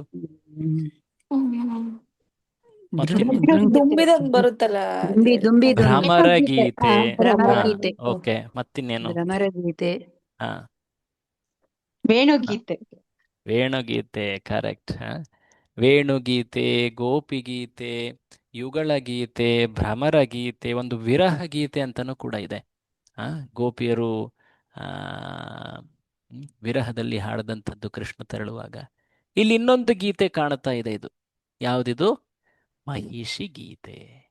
ಮಹಿಷಿ ಗೀತೆ ಹೇಳ್ಬೇಕಂದ್ರೆ ಆ ರಾಣಿಯರು ಕೃಷ್ಣನ ಉಪಸ್ಥಿತಿಯಲ್ಲೇ ಹಾಡದಂತಹ ಗೀತೆಗಳಿವು. ಬಟ್ ವಿಶೇಷ ಏನು ಅಂದ್ರೆ, ಬಹಳ ವಿಶೇಷ ಏನಂದ್ರೆ, ಅವರು ವಿರಹದಲ್ಲಿ ಹಾಡ್ತಾ ಇದ್ದಾರೆ. ಬಟ್ ರಾಣಿಯರು ಕೃಷ್ಣನ ಆತನ ಉಪಸ್ಥಿತಿ ಸದಾ ಕೃಷ್ಣ ಅವರ ಜೊತೆಯೇ ಇದ್ದ ಅಲ್ವೇ? ಹಾಗಿದ್ರೆ ಹೇಗೆ ವಿರಹ ಇವರಲ್ಲಿ ಉಂಟಾಯಿತು? ಅಲ್ಲೇ ಇರೋದು ವಿಶೇಷವಾದಂತಹ ಭಕ್ತಿಯ ಅಥವಾ ಪ್ರೇಮದ ವಿಚಿತ್ರ. ಅದಕ್ಕೆ ಪ್ರೇಮ ವೈಚಿತ್ರ್ಯ ಅಂತ ಹೇಳ್ತಾರೆ. ಏನಿದು ಪ್ರೇಮ ವೈಚಿತ್ರ್ಯ? ನಮ್ಮ ಆಚಾರ್ಯರು ಇದನ್ನು ವರ್ಣಿಸ್ತಾರೆ. ಇದೇನಂದ್ರೆ, ಇದು ಭಗವಂತನ ವಿರಹದ ಒಂದು ವಿಶೇಷವಾದ ಸ್ಥಿತಿ. ವಿಪ್ರಲಂಭ ಅಂತ ಹೇಳ್ತಾರೆ ಭಗವಂತನ ವಿರಹ ಭಾವದ ಏನು ಸ್ಥಿತಿಯನ್ನ. ನೋಡಿ, ಈ ವಿರಹ ಭಾವ ಅಂದ ತಕ್ಷಣ ನಾವು ಈ ಜಗತ್ತಿನಲ್ಲಿ ಕಾಣುವಂತಹ ಇಬ್ಬರು ಮರ್ತ್ಯರು, ಅಂದ್ರೆ ಈ ಜಗತ್ತಿನ ವ್ಯಕ್ತಿಗಳ ನಡುವಿರುವಂತಹ ಆ ಶರೀರದ ಕುರಿತಾದಂತಹ ಏನ್ ಹೇಳ್ತಾರೆ, ಆಸಕ್ತಿಯಲ್ಲಿ ಬೇರ್ಪಡುವುದು ಅಂತ ಅರ್ಥ ಅಲ್ಲ. ಈ ಜಗತ್ತಿನಲ್ಲಿ ಕಾಣೋದು ಅದು ಎಂದೂ ಕೂಡ ಪ್ರೇಮ ಅಂತ ಅದಕ್ಕೆ ಹೇಳಲಿಕ್ಕೆ ಆಗುದಿಲ್ಲ. ಯಾಕಂದ್ರೆ ಅದೆಲ್ಲವೂ ಕೂಡ ದೇಹದ ಕುರಿತಾಗಿರುತ್ತೆ. ಹೌದಲ್ವಾ? ಅದಕ್ಕೆ ಏನು ಹೇಳ್ತೇವೆ ಹೇಳಿಮ್ಮ? ಕಾಮ ಅಂತ ಹೇಳ್ತೇವೆ. ಈ ಜಗತ್ತಿನಲ್ಲಿ ಪ್ರೇಮ ಅನ್ನೋದು ಅದು ಕಾಣೋದಿಲ್ಲ. ಆ ಪ್ರೇಮ ಅನ್ನೋದು ಅದು ಎಷ್ಟರ ಮಟ್ಟಿಗೆ ಶುದ್ಧವಾಗಿರ್ತದೆ ಅಂದ್ರೆ, ಆ ಮುಂದಿರುವಂತಹ ಪ್ರಿಯ ಅಥವಾ ಪ್ರಿಯೆ ಅವರ ಸಂತುಷ್ಟಿಯೆಂದು ವ್ಯಕ್ತಿ ಎಲ್ಲವನ್ನೂ ತ್ಯಜಿಸ್ಲಿಕ್ಕೆ ತಯಾರಾಗಿರ್ತಾನೆ. ತನ್ನ ಅಂದ್ರೆ ಸಂಪೂರ್ಣವಾಗಿ ನಿಸ್ವಾರ್ಥ. ಅದು ಶರೀರದ ದೃಷ್ಟಿಯಲ್ಲ, ಅದು ಆತ್ಮದ ದೃಷ್ಟಿಯಲ್ಲಿ. ಎಷ್ಟೇ ಆ ಪ್ರೀತಿಯಲ್ಲಿ ಅಥವಾ ಪ್ರೇಮದಲ್ಲಿ ವಿಘ್ನಗಳು ಅಡಚಣೆಗಳು ಬಂದರೂ ಕೂಡ ಆ ಪ್ರೇಮ ಎಂದೂ ಕೂಡ ಅದು ಮುರಿದು ಹೋಗೋದಿಲ್ಲ. ಅದನ್ನ ಪ್ರೇಮ ಅಂತ ಹೇಳಿದ್ದಾರೆ. ನೋಡಿ, ಈ ಜಗತ್ತಿನಲ್ಲಿ ಕೆಲವೊಮ್ಮೆ ಏನಾದ್ರೂ ಸ್ವಲ್ಪ ತೊಂದರೆ ಆಗ್ಬಿಟ್ರೆ ಟಾಟಾ ಬಾಯ್ ಬಾಯ್ ಅಂತ ಹೇಳ್ತಾರೆ ಜನ ಅಲ್ವಾ? ಹಾಗಾಗಿ ಅದನ್ನ ಪ್ರೇಮ ಅಂತ ಹೇಳೋದಿಲ್ಲ. ಆಕ್ಚುಲಿ ಹೇಳ್ಬೇಕಂದ್ರೆ ಪ್ರೇಮದ ನಿಜ ಅರ್ಥ ಅದು ಭಗವಂತನ ಕುರಿತಾದಂತಹ ಆ ಜೀವಾತ್ಮನ ಸಂಬಂಧ. ಆ ಪ್ರೇಮ ವೈಚಿತ್ರ್ಯ, ಈ ಒಂದು ಲಕ್ಷಣ ಇದು ಎಷ್ಟು ವಿಶೇಷವಾಗಿದೆ. ಇದರ ಹೆಸರೇ ನೋಡಿ, ವಿಚಿತ್ರ. ಅದಕ್ಕೆ ವೈಚಿತ್ರ್ಯ ಅಂತಿದ್ದಾರೆ. ಯಾಕೆಂದ್ರೆ ಆ ಪ್ರಿಯಕರ ಅಥವಾ ಪ್ರಿಯತಮೆ ಸಾನ್ನಿಧ್ಯದಲ್ಲಿದ್ರೂ ಕೂಡ ಅವರು ಬೇರ್ಪಟ್ಟಿದ್ದಾರೆ ಅನ್ನೋ ಒಂದು ಮನಸ್ಸಿನ ಚಿಂತನೆಯಲ್ಲಿ ಆ ವಿರಹದ ವೇದನೆಯನ್ನು ಅನುಭವಿಸಲಾಗ್ತದೆ. ಅಂದ್ರೆ ಇಲ್ಲಿ ರಾಣಿಯರೇನಿದ್ದಾರೆ ಶ್ರೀಕೃಷ್ಣನ ಉಪಸ್ಥಿತಿಯಲ್ಲಿದ್ದಾರೆ, ಆದರೆ ಕೃಷ್ಣ ನಮ್ಮಿಂದ ಬೇರ್ಪಟ್ಟಿದ್ದಾನೆ ಅನ್ನೋ ಒಂದು ಭಾವನೆಯಲ್ಲಿ ಅವರು ಒಂದು ರೀತಿ ಚಿಂತಾಕ್ರಾಂತರಾಗಿ ಒಂದು ವಿರಹ ಭಾವದಲ್ಲಿ ಅವರು ಪ್ರಾರ್ಥಿಸ್ತಾರೆ. ಸೊ ಇದು ಒಂದು ವಿಚಿತ್ರವಾದಂತಹ ಪ್ರೇಮದ ಒಂದು ಸ್ಥಿತಿ. ಆ, ಅದರ ವರ್ಣನೆಯನ್ನ ಇಲ್ಲಿ ಕೊಡ್ತಾ ಇದ್ದಾರೆ. ಕೊನೆಯ ಸಾಲನ್ನು ಓದ್ತೀರಾ? ರಾಣಿಯರ ದಿವ್ಯ ಉನ್ಮಾದವು. ಆ, ಹರೇ ಓದಿ. ಕೃಷ್ಣ ಮಾತಾಜಿ ಓದ್ಲಾ? ಓದಿ, ಪದ್ಮ ಮಾತಾಜಿಯವರು ಓದಿ. ಹಾ. ರಾಣಿಯರ ದಿವ್ಯ ಉನ್ಮಾದವು ಉನ್ಮಾದ ಮಾತಾಜಿ ಹ್ಮ್. ಪ್ರಭು ಹಾ, ಮುಂದೆ ಓದಿ. ಹಾ. ಅವರನ್ನು ಉನ್ಮಾದವು ಅವರನ್ನು ಎಷ್ಟೊಂದು ಪರಮಾನಂದದಿಂದ ತುಂಬಿತ್ತೆಂದರೆ ಅವರು ತಮ್ಮ ವಿರಹ ಭಾವವನ್ನೇ ಪ್ರತಿಯೊಬ್ಬರಲ್ಲಿ ಹಾಗೂ ಪ್ರತಿಯೊಂದು ವಸ್ತುವಿನಲ್ಲೂ ಪ್ರತಿಫಲಿಸುತ್ತಿರುವುದನ್ನು ಕಂಡರು. ಅಂದ್ರೆ ಇಲ್ಲಿ ನೋಡಿ ಏನ್ ಹೇಳಲಾಗ್ತಾ ಇದೆ. ಅವರು ಎಷ್ಟು ಆ ಭಗವಂತನ ಸ್ಮರಣೆಯಲ್ಲಿ ಮಗ್ನರಾಗಿದ್ದಾರೆ ಅಂದ್ರೆ, ಅವರು ನಮ್ಮಂದ್ರೆ ಭಗವಂತ ಇಲ್ಲ, ಕೃಷ್ಣ ಇಲ್ಲ ಅನ್ನೋ ಒಂದು ಭಾವದಲ್ಲಿ ಈ ಜಗತ್ತಿನಲ್ಲಿ ಸುತ್ತಮುತ್ತ ಏನೆಲ್ಲ ಕಾಣ್ತಾ ಇದೆಯೋ ಅದೆಲ್ಲವೂ ಕೃಷ್ಣನ ವಿರಹದಲ್ಲಿ ದುಃಖವನ್ನ ಅನುಭವಿಸ್ತಾ ಇದೆ ಅಂತ ಹೇಳಿ ಅವರು ವರ್ಣಿಸ್ತಾರೆ. ಸೊ ಈ ವರ್ಣನೆಯಲ್ಲಿ ಶ್ರೀಕೃಷ್ಣ ಈ ರಾಣಿಯರ ಜೊತೆ ಇದ್ದಾನೆ. ಅವರು ಕೂಡ ಆ ಭಗವಂತನೊಡನೆ ಲೀಲೆಯಲ್ಲಿ ಪಾಲ್ಗೊಳ್ತಾ ಇದ್ರು. ಬಟ್ ಕ್ಷಣ ಮಾತ್ರ ಕೃಷ್ಣನ ಬೇರ್ಪಡುವಿಕೆ, ಕೆಲ ನಿಮಿಷಗಳಾಗಿರಬಹುದು, ಅಷ್ಟರಲ್ಲಿ ಅವರಿಗೆ ಆ ವಿರಹದ ವೇದನೆ, ಆ ಕಾರಣದಿಂದಾಗಿ ಅವರ ಮನಸ್ಸಿನಲ್ಲಿ ಆ ಪ್ರೇಮದ ವಿಚಿತ್ರತೆ ಕಾಣ್ತಾ ಇದೆ. ಅವರು ಪರಿಸರದಲ್ಲಿ ಕಾಣುವಂತಹ ಪ್ರತಿಯೊಂದು ಪಕ್ಷಿ ಆಗಿರಬಹುದು, ಅಥವಾ ಚಂದ್ರನಾಗಿರಬಹುದು, ಗಾಳಿ ಆಗಿರಬಹುದು, ಯಾವುದೇ ಒಂದು ಪ್ರಾಣಿ ಆಗಿರಬಹುದು, ಹಂಸ, ಕುರಾರಿ, ಇವೆಲ್ಲವನ್ನ ನೋಡಿ, ಓ ನೀನು ಆ ಶ್ರೀಕೃಷ್ಣನ ವಿರಹದಲ್ಲಿ ಈ ರೀತಿಯಾಗಿ ವರ್ತಿಸ್ತಾ ಇದ್ದೀಯಾ ಅಂತ ಹೇಳಿ ಅವರು ಅಲ್ಲಿ ತಮ್ಮ ಮನಸ್ಸಿನ ಭಾವವನ್ನ ಅವರು ಪ್ರಕೃತಿಯ ಅಂಶಗಳಲ್ಲಿ ಕಾಣ್ತಾರೆ. ಒಂದೊಂದಾಗಿ ನೋಡ್ತಾ ಹೋಗೋಣ. ಕುರಾರಿ ಪಕ್ಷಿ ನೋಡಿ, ಕಾಣ್ತಾ ಇದೆ ತಮ್ಮೆಲ್ಲರಿಗೂ ಕಣ್ಮುಂದೆ ಪ್ರಕೃತಿಯ ಅಂಶ. ಅದನ್ನ ಅವರು ಹೇಗೆ ಕಾಣ್ತಾ ಇದ್ದಾರೆ ಅಂತ ಮುಂದ್ಗಡೆ ಬರೆಯಲಾಗಿದೆ. ಕುರಾರಿ ಅನ್ನೋದು ಒಂದು ವಿಚಿತ್ರವಾದಂತಹ ಪಕ್ಷಿ. ಅದು ಏನು, ಅದು ಕೂಗನ್ನ ಮಾಡುತ್ತೆ, ಅದು ಒಂದು ರೀತಿ ಅಳಲು ಅಥವಾ ಕ್ರೈ ಅಂತ ಏನು ಹೇಳ್ತಾರೆ, ಒಂದು ರೀತಿಯ ವಿರಹದಲ್ಲಿ ವ್ಯಕ್ತಿ ಕೊರಗುತ್ತಾನಲ್ಲ, ಆ ರೀತಿ ಇರುತ್ತೆ ಆ ಕುರಾರಿ ಪಕ್ಷಿಯ ಕೂಗು. ಅದನ್ನ ಕೇಳ್ಬಿಟ್ಟು ಅವ್ರಿಗೆ, ಓ ಕುರಾರಿ, ನೀನು ನಮ್ಮ ಶ್ರೀ ಕೃಷ್ಣನನ್ನ ಸ್ಮರಿಸ್ತಾ ಈ ರೀತಿಯಾಗಿ ಕೊರಗ್ತಾ ಇದ್ದೀಯಾ? ಅವ್ರೇನ್ ಭಾವಿಸ್ತಾರೆ, ಮುಂದೆ ಬರ್ದಿದೆ ನೋಡಿ, ರಾತ್ರಿ ಆದ್ರೂ ನಿನಗೆ ನಿದ್ರೆ ಮಾಡ್ಲಿಕ್ಕೆ ಆಗ್ತಾ ಇಲ್ವಾ? ಓ, ಆ ನಮ್ಮ ಶ್ರೀಪತಿ ಆ ಮುಕುಂದನ ಮಂದಹಾಸವನ್ನ, ಆತನ ಸುಂದರವಾದ ನೋಟವನ್ನ ನೀನ್ ನೆನಪಿಸ್ಕೊಳ್ತಾ ವಿರಹ ಅನುಭವಿಸ್ತಾ ಇದ್ದೀಯಲ್ವಾ, ಅದಕ್ಕೆ ಅಳ್ತಾ ಇದ್ದೀಯಲ್ವಾ, ಆ ಅಳುವಿನಲ್ಲೇ ನೀನು ಈ ರೀತಿಯಾಗಿ ಕೂಗ್ತಾ ಇದ್ದೀಯಾ ತಾನೆ? ಯಾರ ಬಗ್ಗೆ ಹೇಳ್ತಾ ಇದ್ದಾರೆ ಅವರು? ಯಾರ ಬಗ್ಗೆ ಹೇಳ್ತಾ ಇದ್ದಾರೆ? ಕೃಷ್ಣನನ್ನ. ನೋಡಿ, ಅವರು ಕುರಾರಿ ಪಕ್ಷಿಯ ಕೂಗನ್ನ ಕೇಳಿದ್ರು. ಆ ಕುರಾರಿ ಪಕ್ಷಿಯ ಕೂಗು, ಅದಕ್ಕೆ ಕಾರಣ ಏನಂತ ಹೇಳಿದ್ರು? ಶ್ರೀ ಕೃಷ್ಣನ ವಿರಹದ ಕಾರಣನಾ? ತಾವು ವಿರಹದಲ್ಲಿದ್ದಾರಲ್ವಾ, ಅದನ್ನ ಅವರು ಪ್ರಕೃತಿಯ ಪ್ರತಿಯೊಂದು ಅಂಶದಲ್ಲಿ ನೋಡ್ತಾ ಇದ್ದಾರೆ. ಅದಾದ್ಮೇಲೆ ಮುಂದೆ ಇನ್ನೊಂದು ಪಕ್ಷಿ ಚಕ್ರವಾಕಿ. ಚಕ್ರವಾಕ ಪಕ್ಷಿ, ಇದು ಅನೇಕ ನಮ್ಮ ಶಾಸ್ತ್ರದ ವರ್ಣನೆಗಳಲ್ಲಿ ಬರ್ತದೆ. ಚಕ್ರವಾಕ ಪಕ್ಷ ಒಂದು ರೀತಿ ಚಕೋರ ಪಕ್ಷಿ ಅಂತಾನು ಹೇಳ್ತಾರೆ, ಚಕ್ರವಾರ ಪಕ್ಷಿ. ಇದೇನ್ ಮಾಡುತ್ತೆ ಅಂದ್ರೆ, ಇದು ಯೂಶಲಿ ಮಳೆಯ ಸಮಯದಲ್ಲಿ ಮೋಡವನ್ನು ನೋಡ್ತಾ ಕಣ್ಮುಚ್ಕೊಂಡು ಧ್ಯಾನಿಸ್ತಾ ಇರುತ್ತೆ, ಮಳೆ, ಸ್ವಾತಿ ಮಳೆ ಬಂದಾಗ ಅದನ್ನ ಸೇವಿಸ್ಲಿಕ್ಕೆ ಅಂತ. ಸೊ ಅದು ತುಂಬಾ ಡಿಟರ್ಮಿನೇಷನ್ ಅಂದ್ರೆ ಏನು, ಅದಕ್ಕೆ ಮನಸ್ಸಿನಲ್ಲಿ ಒಂದು ದೃಢತೆ ಇದೆ, ನನಗೆ ಆ ಮಳೆಯ ನೀರೇ ಬೇಕು ಅಂತ. ಸೊ ಹೀಗೆ ಈ ಚಕ್ರವಾಕ ಪಕ್ಷಿ ಚಕೋರ ಪಕ್ಷಿಯಂತೆ ಆ ಮಳೆಗಾಗಿ ಕಾಯ್ತಾ ಇದೆ. ಹಾಗಾಗಿ ನೀನು ಏನು ಕೂಗನ್ನ ಮಾಡ್ತಾ ಇದೀಯಾ, ಇದು ನಮ್ಮ ಪ್ರಿಯಕರನಾದ ಶ್ರೀ ಕೃಷ್ಣನನ್ನ ನೆಸ್ಕೊಂಡು ಮಾಡ್ತಾ ಇದೀಯಾ? ಆತನನ್ನ ಧ್ಯಾನಿಸ್ತಾ ನೀನು ಕಣ್ಣು ಮುಚ್ಕೊಂಡು ಆತನ ಸ್ಮರಣೆಯಲ್ಲಿ ನೀನು ಅಳ್ತಾ ಇದ್ದೀಯಾ? ಹೇ ಚಕ್ರವಾಕಿ. ಯಾರು ಹೇಳ್ತಾ ಇದ್ದಾರೆ? ಯಾರು ಹೇಳ್ತಾ ಇದ್ದಾರೆ ಇವನ್ನೆಲ್ಲವನ್ನ? ರಾಣಿಯರು. ರಾಣಿಯರು. ಅವ್ರ ಹೆಸರೇನು ಹೇಳಿದ್ದಾರೆ ಇಲ್ಲಿ? ಮಹಿಷಿಯರು. ಮಹಿಷಿಯರು. ದ್ವಾರಕೆಯ ಮಹಿಷಿಯರು ಅಂತ ಹೇಳ್ತಾರೆ. ಮಹಿಷಿಯರು ಅಂದ್ರೆ ರಾಣಿಯರು.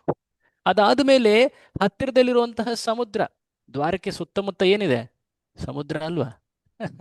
ಆ ಸಮುದ್ರ ಅದು ಕ್ಷುಬ್ಧವಾಗಿದೆ, ವಿಶೇಷವಾಗಿ ರಾತ್ರಿ ಸಮಯದಲ್ಲಿ. ಅದು ಒಂದು ರೀತಿ ಸದ್ದನ್ನ ಮಾಡುತ್ತೆ, ಅದರ ಅಲೆಗಳು. ಅದನ್ನ ಕೇಳಿ, ಓ, ನೀನು ನಿದ್ರೆ ಬರ್ತಾ ಇಲ್ಲ ನಿನಗೆ. ಹಾ, ಆ ಕೃಷ್ಣನ ಸ್ಮರಣೆಯಲ್ಲಿ ರೋಗಗ್ರಸ್ತವಾದಂತೆ ಕಾಣ್ತಾ ಇದೆ ನಿನ್ನ ಆ ಗಂಭೀರವಾದಂತಹ ಆ ಹೂ ಏನೋ ಆ ಅಲೆಗಳ ಸದ್ದು. ಹ? ಬಹುಶಃ ನೀನು ನಿನ್ನ ಆ ಅಮೂಲ್ಯ ರತ್ನಗಳು ಏನಿದ್ವು ಅವನ್ನ ಶ್ರೀಕೃಷ್ಣನಿಗೆ ಅರ್ಪಿಸಿದ ಮೇಲೆ ಅವುಗಳನ್ನ ಏನೋ ಏನ್ ಹೇಳ್ತಾರೆ, ಕಳೆದುಕೊಂಡು ಕೃಷ್ಣನ ಸ್ಮರಣೆಯಲ್ಲಿ ಕೃಷ್ಣನನ್ನೂ ಕಾಣದೆ ಈಗ ನೀನು ಆ ವಿರಹದಲ್ಲಿ ಈ ರೀತಿಯಾದಂತಹ ಸದ್ದನ್ನ ಮಾಡ್ತಾ ಇದ್ದೀಯಾ. ನಿನಗೆ ನಿದ್ರೆ ಬರ್ತಾ ಇಲ್ವಾ? ಹ ಯಾರ ಕುರಿತಾಗಿ ಹೇಳ್ತಾ ಇದ್ದಾರೆ ಮಹಿಷಿಯರು? ಸಮುದ್ರದ ಕುರಿತಾಗಿ. ಶ್ರೀಕೃಷ್ಣನ ವಿರಹವನ್ನ ಅವರು ಅನುಭವಿಸ್ತಾ ಸಮುದ್ರವನ್ನ ಕಂಡು ಅವರು ಹೀಗೆ ಹೇಳ್ತಾ ಇದ್ದಾರೆ. ಅದಾದ ಮೇಲೆ ಚಂದ್ರ. ಮುಂದೆ ಓದ್ತೀರಾ ಯಾರಾದ್ರೂ ಚಂದ್ರನ ಅಂಶದಲ್ಲಿ ಅವ್ರು ಏನ್ ಕಂಡ್ರು ಅಂತ? ಬೇರೆಯವರು ಓದಿ. ಕ್ಷಯರೋಗಕ್ಕೆ ಒಳಗಾಗಿ. ಓದಿ. ಓದ್ಲಾ ಪ್ರಭುಜಿ? ಓದಿ ಓದಿ. ಕ್ಷಯರೋಗಕ್ಕೆ ಒಳಗಾಗಿ. ಓದಿ.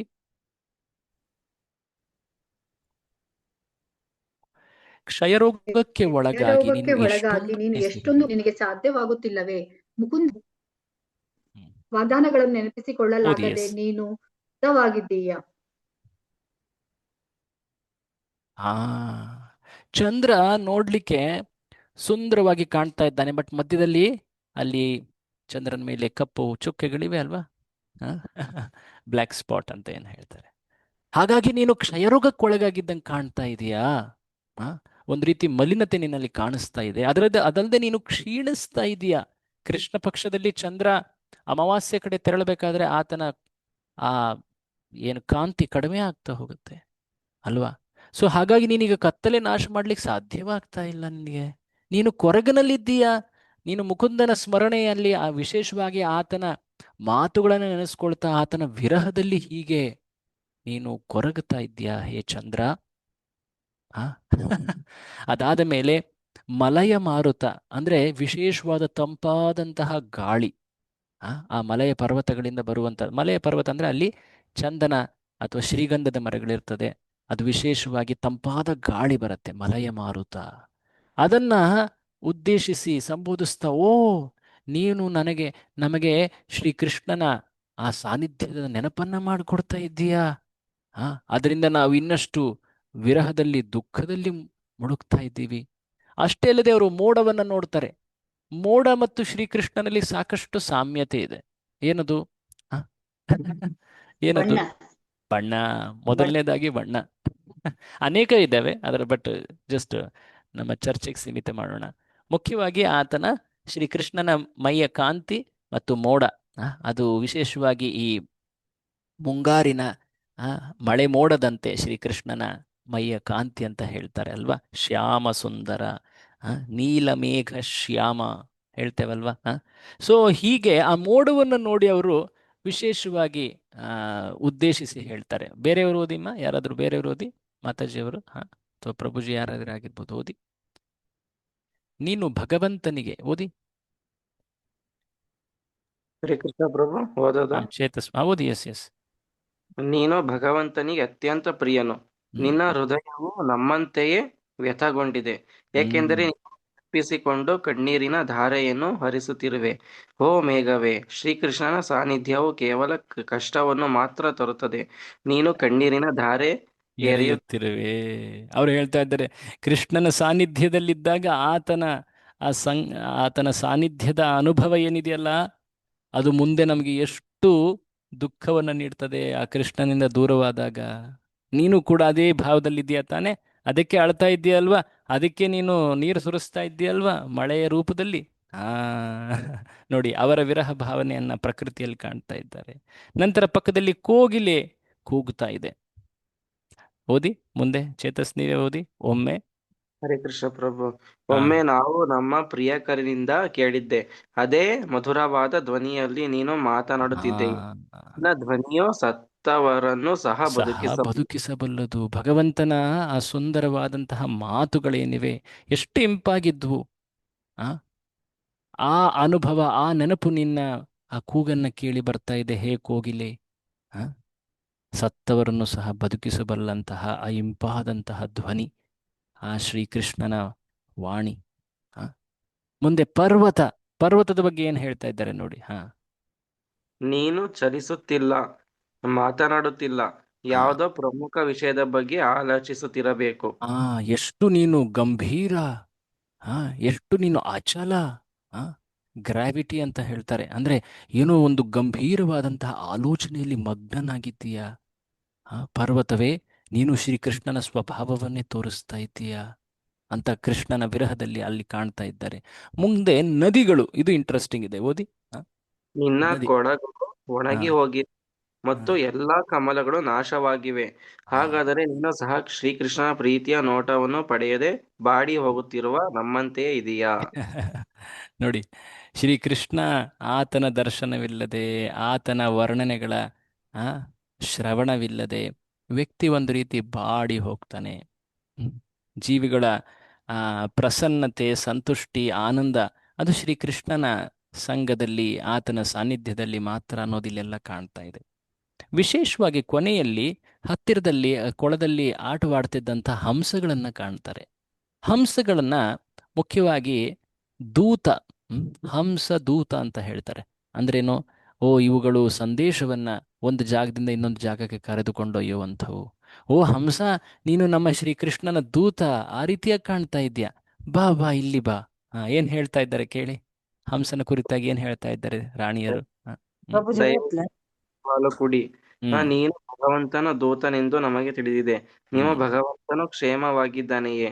ನಿಮ್ಮ ಹ್ಮ್ ಸ್ನೇಹಿತನು ಇಂದಿಗೂ ನಮ್ಮನ್ನು ಮತ್ತು ತಾನು ನುಡಿದ ಮಾತುಗಳನ್ನು ನೆನಪಿಸಿಕೊಳ್ಳುತ್ತಾನೆಯೇ? ಆತನಿಗೆ ಇಲ್ಲೇ ಬೇಗ ಬರಲು ಹೋಗಿ ಹೇಳಿ.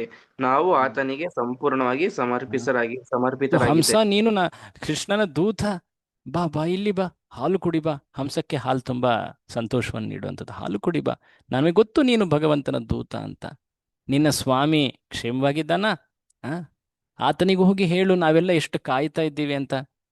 ಆ ಆ ಲಕ್ಷ್ಮಿಯೊಡನೆ ಮಾತ್ರ ಆತ ಇರ್ತಾನೆ, ನಾವು ಆತನಿಗೋಸ್ಕರ ಯಾವಾಗಲೂ ಹಾತೊರಿತಾ ಇದ್ದೀವಿ.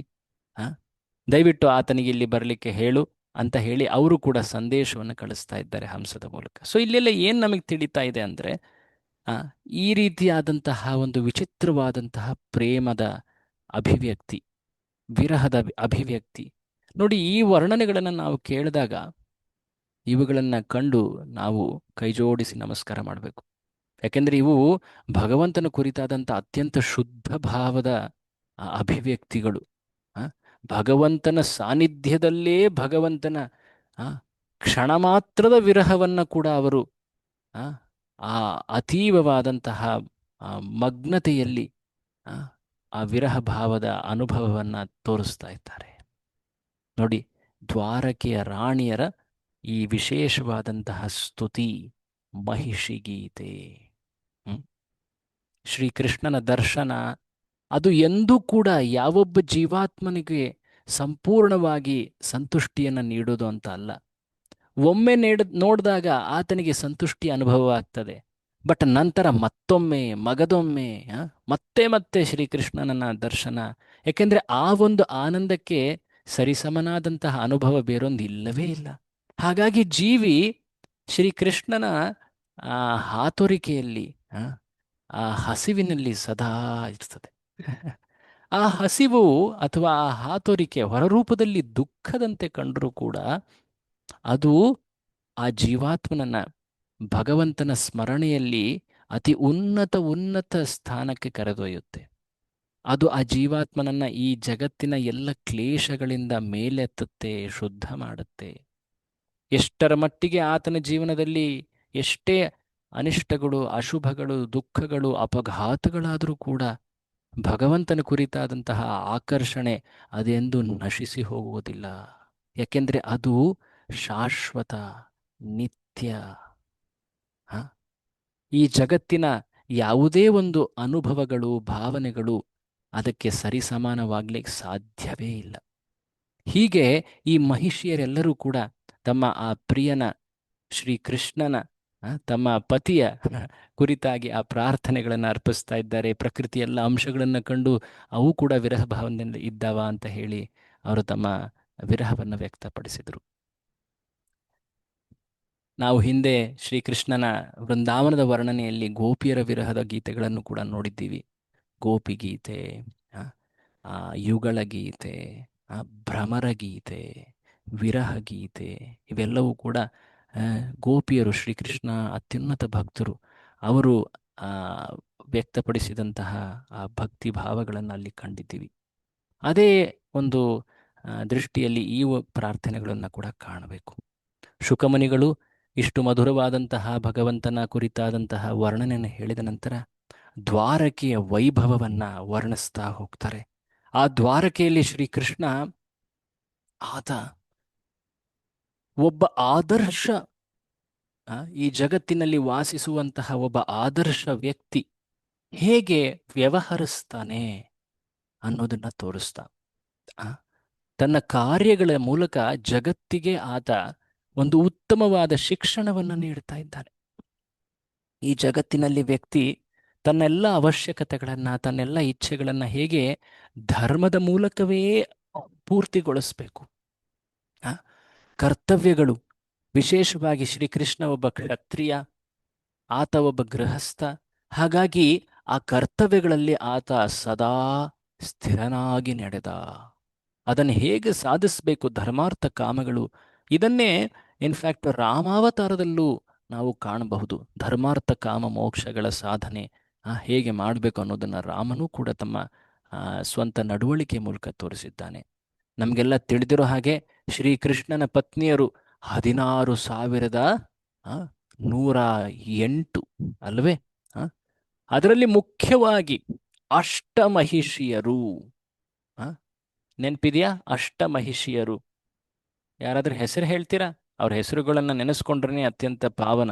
ಯಾರಾದ್ರೂ ಹೆಸರು ಹೇಳ್ತೀರಾ? 8 ರಾಣಿಯರ ಹೆಸರು ಒಂದೊಂದಾಗಿ ಹೇಳಿ. ಒಂದೊಂದಾಗಿ ಎಲ್ಲರೂ ಕೂಡ ಒಂದೊಂದು ಹೇಳ್ತಾ ಹೋಗಿ. ಒಬ್ಬರೇ ರುಕ್ಮಿಣಿ, ಸತ್ಯಭಾಮ, ಆಯ್ತು. ಮುಂದೆ ಜಾಂಬವತಿ, ಭದ್ರಾ, ಲಕ್ಷ್ಮಣ, ವೆರಿ ಗುಡ್.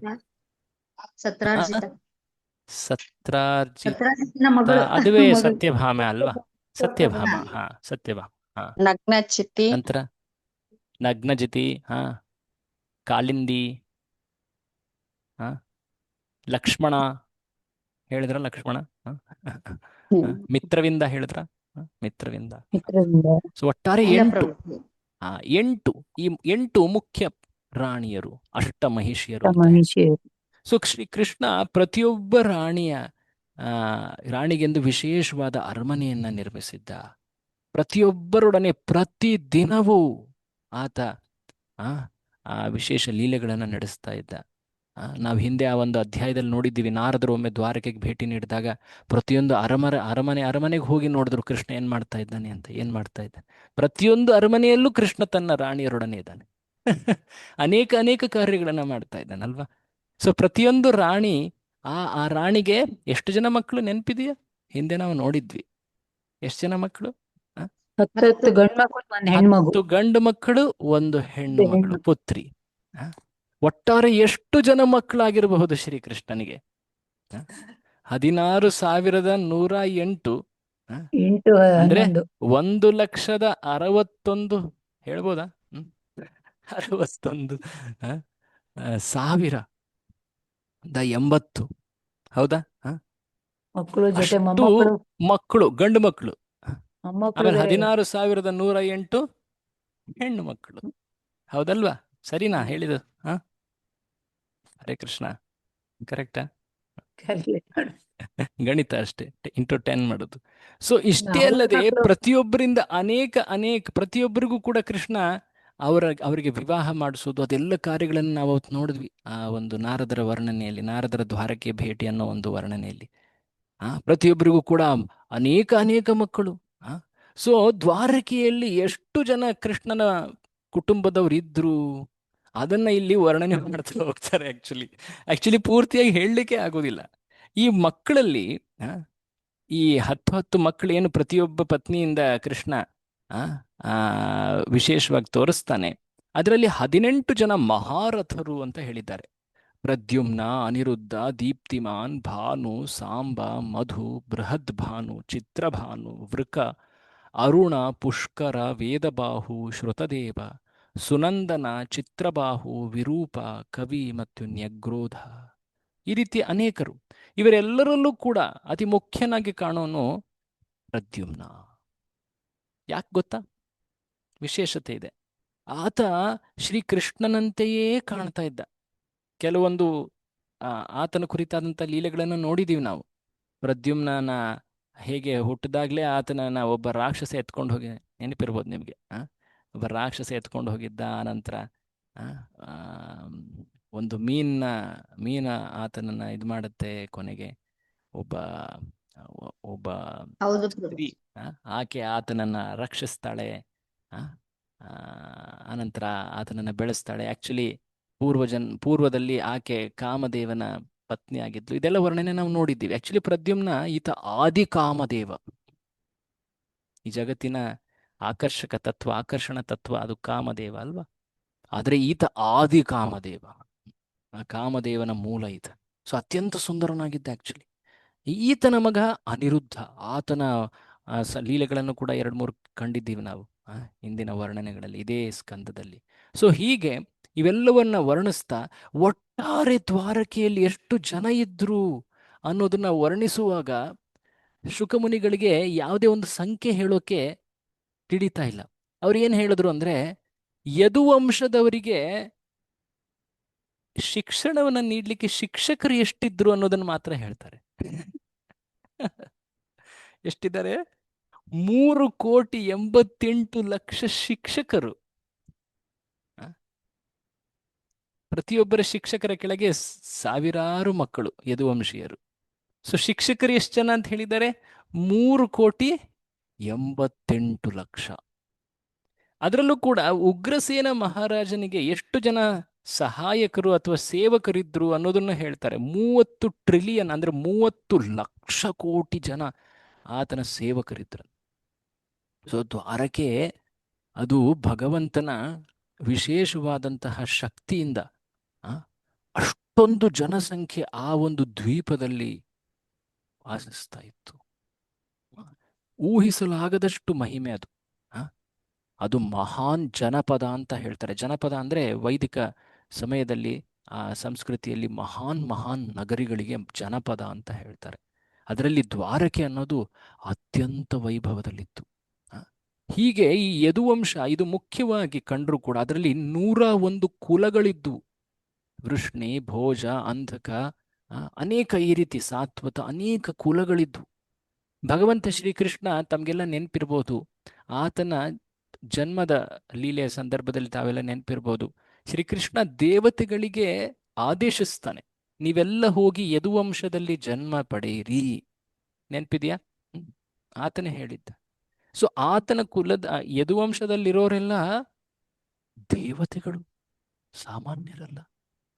ಆ ದೇವತೆಗಳು ಈ ಭಗವಂತನ ಲೀಲೆಗೆ ಸಹಾಯಕರಾಗಿ, ಸೇವಕರಾಗಿ ಅವರು ಯದುಕುಲದಲ್ಲಿ ಯಾದವರಾಗಿದ್ದಾರೆ. ವಿಶೇಷವಾಗಿ ಅವರು ಶ್ರೀಕೃಷ್ಣನನ್ನ ಪರಮದೈವ ಅಂತ ಅವರು ಯಾವಾಗಲೂ ಕಾಳ್ತಾ ಇದ್ರು.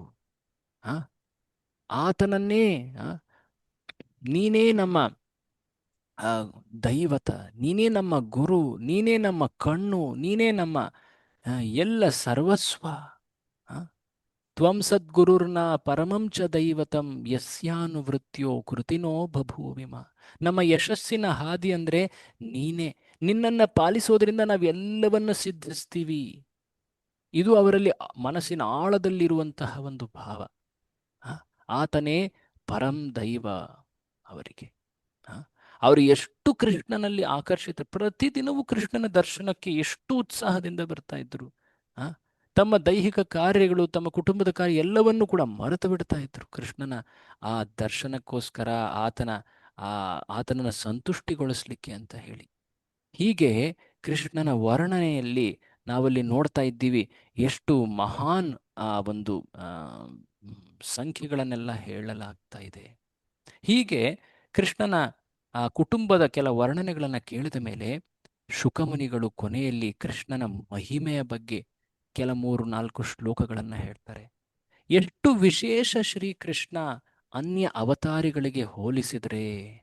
ಅದು ಮುಖ್ಯವಾಗಿ 5 ಅಂಶಗಳಲ್ಲಿ ಅವರು ಹೇಳ್ತಾರೆ. ಮೊದಲನೇದಾಗಿ ಶ್ರೀಕೃಷ್ಣನ ಕೀರ್ತಿ, ಯಶಸ್ಸು ಎಷ್ಟು ಶುದ್ಧವಾದದ್ದು ನೋಡಿ. ಗಂಗಾ ನದಿಗೆ ಹೋಗಿ ಗಂಗೆಯಲ್ಲಿ ಸ್ನಾನ ಮಾಡಿದವರು ಪವಿತ್ರರಾಗ್ತಾರೆ. ಆದರೆ ಶ್ರೀಕೃಷ್ಣನ ಕೀರ್ತಿಯನ್ನ ಕೇಳಿದವರು ಅವರು ಪರಮ ಪವಿತ್ರರಾಗ್ತಾರೆ. ಶ್ರುತ ಕೀರ್ತಿ ಅಂತ ಹೇಳ್ತಾರೆ ಕೃಷ್ಣನಿಗೂ ಕೂಡ. ಯಾಕೆಂದ್ರೆ ಆತನ ಕೀರ್ತಿಯನ್ನು ಕೇಳುವುದರಿಂದನೇ ಪವಿತ್ರರಾಗ್ತಾರೆ ವ್ಯಕ್ತಿಗಳು. ಆತನ ವಿಶೇಷವಾಗಿ ನಾಮದ ಮಹಿಮೆ ಅದು ಮುಂದೆ ಬರುತ್ತೆ. ಸೊ ಗಂಗಾ ನದಿಗಿಂತಲೂ ಅತ್ಯಂತ ಪವಿತ್ರತೆಯನ್ನು ತೋರಿಸಿದ ಶ್ರೀಕೃಷ್ಣ ತನ್ನ ಕೀರ್ತಿಯ ಮೂಲಕ. ಅಷ್ಟೇ ಅಲ್ಲದೆ ಎಂಥವರಿಗೂ ಕೂಡ, ಅಂದ್ರೆ ಆತನ ಸಂಪರ್ಕದಲ್ಲಿ ಬಂದವರಿಗೆ, ವಿಶೇಷವಾಗಿ ವೈರಿಗಳು, ಶತ್ರುಗಳು, ಆತನನ್ನು ಕೊಲ್ಲಿಕ್ಕೆ ಅಂತ ಬಂದವರು ಕೂಡ ಅವರಿಗೆ ಏನನ್ನ ನೀಡಿದ ಶ್ರೀಕೃಷ್ಣ? ನೀಡಿದ. ಉದಾಹರಣೆ ಹೇಳ್ತೀರಾ? ಮೋಕ್ಷವನ್ನು. ಒಂದೆರಡು ಉದಾಹರಣೆ ಹೇಳ್ತೀರಾ? Shishupala, very good. ಕಂಸ, ದಂತವಕ್ರ, ಹಿರಣ್ಯಕಶಿಪು. ಆತ ಮುಂದಿನ ಜನ್ಮದಲ್ಲಿ ಮತ್ತೊಬ್ಬ ರಾಕ್ಷಸನಾಗ್ತಾನಲ್ವಾ? ಹೌದಲ್ವಾ? ಹಿರಣ್ಯಕಶಿಪುವನ್ನ ಕೊಂದವ್ರು ಯಾರು? ನರಸಿಂಹ. ಆದ್ರೆ ಮುಂದೆ ಮತ್ತೆ ಅವರು ರಾವಣನಾಗಿ ಹುಟ್ಟುತ್ತಾರಲ್ವಾ? ಬಟ್ ಕೃಷ್ಣನನ್ನ ಕೊಂದ ಮೇಲೆ ಆ ಶಿಶುಪಾಲ ನೇರವಾಗಿ ಎಲ್ಲಿ ಹೋದ? ವೈಕುಂಠಕ್ಕೆ. ಸೊ ಶ್ರೀಕೃಷ್ಣನ ಕೈಯಿಂದ ಹತರಾದಂತಹ ಅಸುರರು ನೇರವಾಗಿ ಭಗವದ್ಧಾಮಕ್ಕೆ ಹೋದ್ರು. ಆದ್ರೆ ಬೇರೆ ಅವತಾರಗಳಿಂದ ಹತರಾದ ಮೇಲೆ ಅವರಿಗೆ ಉನ್ನತ ಜನ್ಮ ದೊರಕಿತು. ಈಗ ರಾಮನಿಂದ ಹತನಾದ ರಾವಣ, ಆತ ಕೃಷ್ಣನ ವಂಶದಲ್ಲಿ ಜನ್ಮಿಸಿದ, ಆದ್ರೂ ಕೂಡ ಆತನ ಅಸುರ ಭಾವ ಇತ್ತು. ಅದಾದ ಮೇಲೆ ಕೃಷ್ಣನಿಂದ ಆತ ಹತನಾದ ಮೇಲೆ ಯಾರು? ಶಿಶುಪಾಲ. ಆನಂತರ ನೇರವಾಗಿ ಎಲ್ಲಿ ಹೋದ? ಭಗವದ್ಧಾಮಕ್ಕೆ ಹೋದ. ಕೃಷ್ಣನನ್ನ ಕೊಲ್ಲಲಿಕ್ಕೆ ಅಂತ ಬಂದವರು ಪೂತನ, ಅಘಾಸುರ. ನೆನಪು ಮಾಡ್ಕೊಳ್ಳಿ, ವೃಂದಾವನದಲ್ಲಿ ಪ್ರತಿದಿನ ಎಷ್ಟು ಅಸುರರು ಬರ್ತಾ ಇದ್ರು, ನಾವೆಲ್ಲ ನೋಡಿಲ್ವಾ? ಕೇಳಿಲ್ವಾ? ಅನೇಕ ಅಸುರ, ಕೇಶಿ, ಅಘಾಸುರ, ಇನ್ಯಾರ್ಯಾರು ಹೇಳಿ, ನೆನಪು ಮಾಡ್ಕೊಳ್ಳಿ. ಬಾಣಾಸುರ. ಓಕೆ, ಬಾಣಾಸುರನನ್ನ ಕೊಲ್ಲಲಿಲ್ಲ ಕೃಷ್ಣ, ಬಾಣಾಸುರನಿಗೆ ಜಸ್ಟ್ ಮಾಡ್ದ. ಬಕಾಸುರ, ವೃಂದಾವನದ ಅಸುರರನ್ನ ಅಷ್ಟು ಮಾತ್ರ ಎಷ್ಟೊಂದು ಜನ ಇದ್ದಾರೆ ಅಲ್ವಾ? ಅವರೆಲ್ಲರಿಗೂ ಕೂಡ ಆತ ಮುಕ್ತಿಯನ್ನ ತೋರಿಸ್ದ. ಅದು ವಿಶೇಷತೆ. ಇನ್ನೊಂದು ಬಹಳ ವಿಶೇಷ ಅಂದ್ರೆ ವಿಷ್ಣುವಿನ ಸದಾ ಸಾನ್ನಿಧ್ಯವನ್ನ ಪಡೆಯೋರು ಯಾರು? ದ್ವೇಷ ಮಾಡುವವರು. ವಿಷ್ಣುವಿನ ನಿತ್ಯ ಸಾನ್ನಿಧ್ಯ ಯಾರಿಗೆ ದೊರಕಿದೆ? ಲಕ್ಷ್ಮಿ. ಕರೆಕ್ಟ್. ಆದರೆ ಆ ಲಕ್ಷ್ಮಿ ಶ್ರೀಕೃಷ್ಣನನ್ನ, ಆತನ ಸೇವೆಯನ್ನ ಮಾಡ್ಲಿಕ್ಕೆ ವೃಂದಾವನದಲ್ಲಿ ಆಕೆ ಪ್ರವೇಶಿಸ್ಲಿಕ್ಕೆ ಹಾತೊರಿತಾಳೆ, ತಪಸ್ಸನ್ನ ಮಾಡ್ತಾಳೆ. ಆದರೂ ಕೂಡ ಆಕೆಗೆ ಕೃಷ್ಣ ಕೃಪೆಯನ್ನ ತೋರಲಿಲ್ಲ. ಯಾಕೆಂದ್ರೆ ಕೃಷ್ಣ ವೃಂದಾವನದ ವಿಶೇಷ ಭಾವವನ್ನು ನೋಡ್ತಾನೆ. ಅನ್ಯೋನ್ಯತೆ, ಆ ನೈಸರ್ಗಿಕ ಪ್ರೀತಿ ಆ ವೃಂದಾವನದ ಭಕ್ತರಲ್ಲಿ ಏನಾಯಿತು ಅದನ್ನು ಕಂಡು ಅವರೊಡನೆ ಅಷ್ಟು ವಿಶೇಷವಾಗಿ ಆತ ತನ್ನ ಲೀಲೆಗಳನ್ನು ಪ್ರದರ್ಶಿಸಿದ ವೃಂದಾವನದಲ್ಲಿ. ಸೊ ಲಕ್ಷ್ಮೀ ದೇವಿಗೂ ಕೂಡ ದೊರೆಯಲಿಲ್ಲ ಶ್ರೀಕೃಷ್ಣನ ಕೃಪೆ, ಆ ವೃಂದಾವನದ ಆ ಅನುಗ್ರಹ. ನೋಡಿ, ಮುಂದೆ ವಿಶೇಷವಾಗಿ ಇನ್ನೊಂದು ಹೇಳಲಾಗ್ತದೆ, ಭಗವಂತನ ನಾಮಗಳಲ್ಲಿ ಕೃಷ್ಣನಾಮ ಅದು ಅತ್ಯಂತ ಶ್ರೇಷ್ಠ. ಈ ವರ್ಣನೆಯನ್ನು ಹೇಳಬೇಕಾದ್ರೆ ಶುಕಮುನಿಗಳು ಒಂದು ವಿಶೇಷವಾದ ಶ್ಲೋಕವನ್ನ ನಮಗೆ ತೋರಿಸ್ತಾರೆ. ಆ ಶ್ಲೋಕ ಶ್ರೀಕೃಷ್ಣನ ನಾಮದ ವರ್ಣನೆ. ನೋಡಿ, ನಾವೆಲ್ಲ ಕೇಳಿದ್ದೀವಿ, ನೆನ್ನೆನೂ ಕೂಡ ಅದರ ಉಲ್ಲೇಖ ಮಾಡ್ತಾ ಇದ್ವಿ. ಶ್ರೀರಾಮ ರಾಮ ರಾಮೇತಿ ರಮೇ ರಾಮೇ ಮನೋರಮೆ ಸಹಸ್ರನಾಮ ತತ್ತುಲ್ಯಂ ರಾಮನಾಮ ವರಾನನೆ. ಇದರ ಅರ್ಥ ಏನು? ಇದರ ಅರ್ಥ ಏನು? ಸಹಸ್ರನಾಮ ತತ್ತುಲ್ಯಂ ರಾಮನಾಮ ವರಾನನೆ. ಸಹಸ್ರ ವಿಷ್ಣು ನಾಮಗಳಿಗೆ ಒಂದು ರಾಮನಾಮದ ಸಮ. ಹೌದಲ್ವಾ? ನೆನ್ಪಿದೆಯಾ ಇದು? ನೋಡಿದ್ವಿ. ಈಗ ಇಲ್ಲಿ ಅದೇ ರೀತಿಯಾಗಿ ಇನ್ನೊಂದು ವಿಶೇಷವಾದಂತಹ ಶ್ಲೋಕವನ್ನು ನಮ್ಮ ಆಚಾರ್ಯರು ಬ್ರಹ್ಮಾಂಡ ಪುರಾಣದಿಂದ ಹೇಳ್ತಾರೆ. ಸಹಸ್ರನಾಮ್ನಾಂ ಪುಣ್ಯಾನಾಂ ತ್ರೀರಾವೃತ್ಯಾ ತು ಯತ್ಫಲಂ ಏಕವೃತ್ಯಾ ತು ಕೃಷ್ಣಸ್ಯ ನಾಮೈಕಂ ತತ್ ಪ್ರಯಚ್ಛತಿ.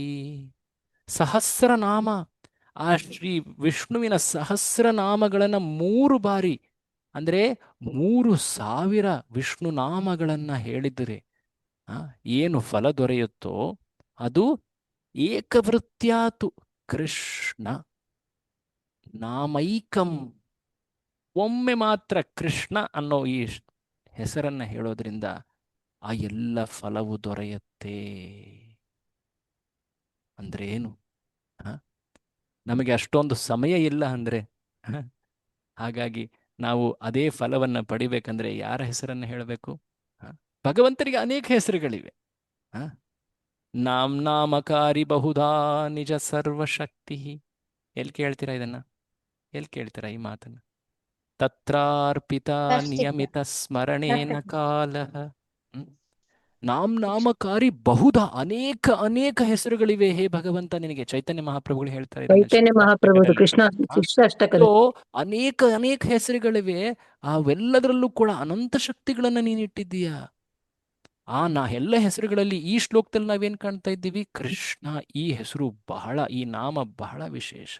ಕೃಷ್ಣನಾಮ ಕೀರ್ತನೆ, ಕೃಷ್ಣನಾಮ ಸ್ಮರಣೆ, ಇದು ಬಹಳ ಬಹಳ ವಿಶೇಷ. ಅದನ್ನ ಒಂದು ವಿಶಿಷ್ಟತೆಯಂತೆ ತೋರಿಸ್ತಾ ಇದ್ದಾರೆ. ಕೊನೆಯದಾಗಿ ಶ್ರೀಕೃಷ್ಣನ ಕಾರ್ಯಗಳು ಅವೆಲ್ಲವೂ ಕೂಡ ಎಷ್ಟು ಉದಾತ್ತವಾಗಿತ್ತು, ಧರ್ಮಯುತವಾಗಿ. ಧರ್ಮ ಸಂಸ್ಥಾಪನೆಯ ಕಾರ್ಯ ಕೃಷ್ಣ ಮಾಡಿದ್ದು. ಧರ್ಮ ಸಂಸ್ಥಾಪನಾರ್ಥಾಯ ಸಂಭವಾಮಿ ಅದನ್ನು ಹೇಳಿದ್ದ ಆತ ಗೀತೆಯಲ್ಲಿ. ಸೊ ಹಾಗಾಗಿ ಅದು ದ್ವಾರಕೆಯ ಕೊನೆಯ ಭಾಗ, ಕಲಿಯುಗದ ಪ್ರಾರಂಭ ಇನ್ನೇನು ಆಗೋದೇ ಇದೆ. ಅಂದ್ರೆ ಆ ಧರ್ಮದ ಏನು ಕಾಲುಗಳಿವೆ, ಸ್ತಂಭಗಳಿವೆ, ಅವುಗಳ ಬಹುಶಃ ಆಲ್ಮೋಸ್ಟ್ ಅದು ನಾಶವಾಗಿ ಹೋಗಿತ್ತು. ಆದರೆ ಕೃಷ್ಣನ ಕಾರ್ಯದಿಂದ ಧರ್ಮ ಸುಸ್ಥಿರವಾಯಿತು, ದೃಢವಾಗಿ ಸಂಸ್ಥಾಪಿಸಲ್ಪಡ್ತು. ಸೊ ಹೀಗೆ ಕೃಷ್ಣನ 5 ವಿಶಿಷ್ಟ ಗುಣಗಳನ್ನು ಶುಕಮುನಿಗಳು ಹೇಳ್ತಾರೆ. ಇದಾದ ಮೇಲೆ ಅವರು ಇನ್ನೊಂದು ವರ್ಣನೆಯನ್ನ ಮಾಡ್ತಾ ಒಂದು ಬಹಳ ಸುಂದರವಾದಂತಹ ಪ್ರಾರ್ಥನೆ, ದಯವಿಟ್ಟು ಒಂದು 2-3 ನಿಮಿಷ ಹೆಚ್ಚು ತಗೊಳ್ತಾ ಇದ್ದೀನಿ, ಬಟ್ ಇದು ಬಹಳ ಮುಖ್ಯವಾದಂತಹ ಕೊನೆಯ ಮಹಿಮೆಯ ವರ್ಣನೆಗಳು. ಇದನ್ನು ನೋಡೋಣ ಬನ್ನಿ. ಆ ಶ್ಲೋಕ ತುಂಬ ಸುಂದರವಾದಂತಹ ಶ್ಲೋಕ. ಶುಕಮುನಿಗಳು ಕೃಷ್ಣನ ಲೀಲಾ ವರ್ಣನೆಯನ್ನ ಮಾಡಿದ ಕೊನೆಯಲ್ಲಿ ಹೇಳ್ತಾ ಇದ್ದಾರೆ. ಜಯತಿ ಜನ ನಿವಾಸೋ ದೇವಕೀ ಜನ್ಮವಾದೋ ಯದುವರ ಪರಿಷತ್ ಸ್ವೈರ್ದೋರ್ಭಿರ್ ಅಸ್ಯನ್ ಅಧರ್ಮಂ ಸ್ಥಿರಚರ ವೃಜಿನಘ್ನ ಸುಸ್ಮಿತ ಶ್ರೀಮುಖೇನ ವ್ರಜಪುರ ವನಿತಾನಾಂ ವರ್ಧಯನ್ ಕಾಮದೇವಂ. ಜಯತಿ ಜಯತಿ, ಹೇ ಜನಾರ್ದನ ಜನನಿವಾಸ, ಹೇ ದೇವಕೀ ಜನ್ಮವಾದ, ದೇವಕಿಯಿಂದ ನೀನು ಪ್ರಕಟನಾದೆ. ಈ ದೇವಕಿ ಅನ್ನೋ ಹೆಸರು ಯಶೋದೆಯಗೂ ಕೂಡ ಅನ್ವಯ ಆಗತ್ತೆ. ಯಾಕೆಂದ್ರೆ ಆ ಯಶೋದೆಯ ಇನ್ನೊಂದು ಹೆಸರು ದೇವಕಿ ಅಂತಾನೂ ಇತ್ತು. ಸೊ ಆ ಮಥುರೆಯ ದೇವಕಿ ಅಥವಾ ವೃಂದಾವನದ ಯಶೋದೆ, ಇವರಿಬ್ಬರಿಂದನೂ ನೀನು ಪ್ರಕಟನಾದೆ.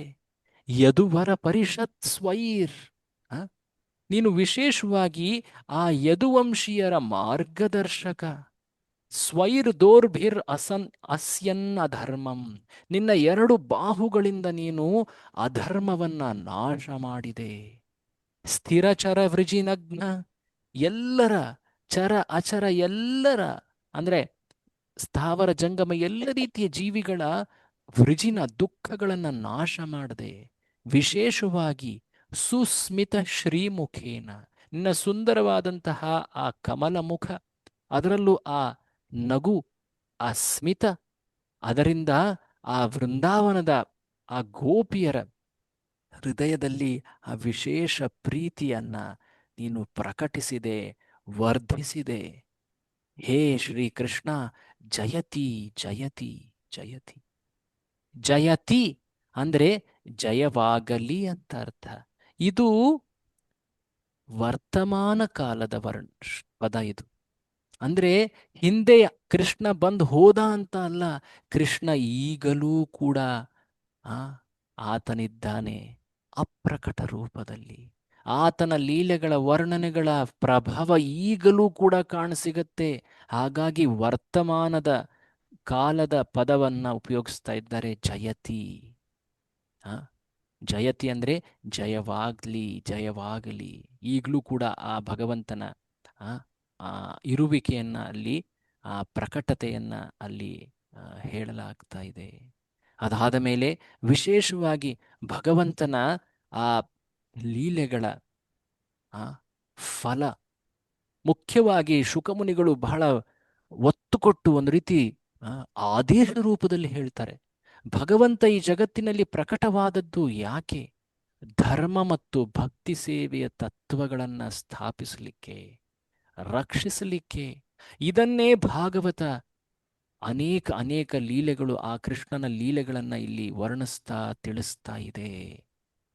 ಅಂತಹ ಭಗವಂತನನ್ನ ನಾವು ಶ್ರದ್ಧೆಯಿಂದ ಸೇವೆ ಮಾಡಬೇಕು. ವಿಶೇಷವಾಗಿ ಆತನ ಲೀಲೆಗಳ ಶ್ರವಣ ಮಾಡಬೇಕು.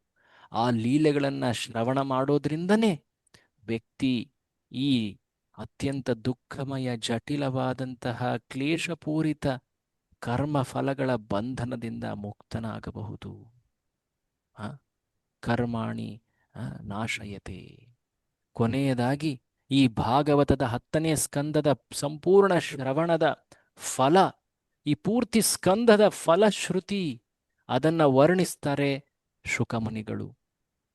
ಅವ್ರು ಹೇಳ್ತಾರೆ, ಮರ್ತ್ಯಸ್ತಯಾನುಸವಮೇಧಿತಯಾ ಮುಕುಂದ ಶ್ರೀಮತ್ ಕಥಾ ಶ್ರವಣ ಕೀರ್ತನ ಚಿಂತಯೈತಿ ತದ್ಧಾಮ ದುಸ್ತರ ಕೃತಾಂತ ಜವಾಪವರ್ಗಂ ಗ್ರಾಮಾದ್ವನಂ ಕ್ಷಿತಿಭುಜೋಪಿ ಯಯುರ್ಯದರ್ಥ.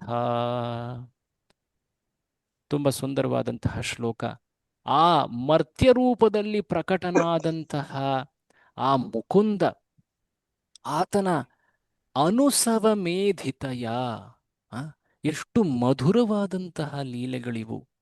ಮರ್ತ್ಯನಂತೆ ಆತ ಗೋಚರನಾಗಿ ನಮ್ಮೆಲ್ಲರ ಮನಸ್ಸನ್ನ ಆಕರ್ಷಿಸಲಿಕ್ಕೆ, ನಮ್ಮಂತೆಯೇ ಆತ ಪ್ರಕಟನಾಗಿ ನಮ್ಮೊಡನೆಯೇ ವಿಹರಿಸ್ತಾ, ನಮ್ಮನ್ನ ಆಕರ್ಷಿಸ್ತಾ, ಅದೇ ಸಮಯದಲ್ಲಿ ಆತ ತನ್ನ ಉನ್ನತ ಭಗವತ್ತತೆಯನ್ನು ಕೂಡ ತೋರಿಸ್ತಾ, ಉನ್ನತ ಮಧುರತೆಯನ್ನು ತೋರಿಸ್ತಾ, ಆತನ ಕಥಾಶ್ರವಣ ಕೀರ್ತನ ಚಿಂತನೆಯಿಂದ ವ್ಯಕ್ತಿ ಈ ದುಸ್ತರವಾದಂತಹ ಯಮನ ಈ ಬಾಧೆ, ಜವ ಅಂದರೆ ಯಮ, ಆತನ ಬಾಧೆ, ಆತನ ಈ ಏನು ಪುನರ್ಜನ್ಮ ಪುನರ್ಮರಣ ಈ ಚಕ್ರವೇನಿದೆ, ಅದರಿಂದ ವ್ಯಕ್ತಿ ಅಪವರ್ಗಂ ಸಂಪೂರ್ಣವಾಗಿ ಮುಕ್ತನಾಗಬಹುದು. ಈ ಮೃತ್ಯು ಅಥವಾ ಯಮನ ಭಯಂಕರ ಪ್ರಭಾವದಿಂದ ವ್ಯಕ್ತಿ ಮುಕ್ತನಾಗಬಹುದು.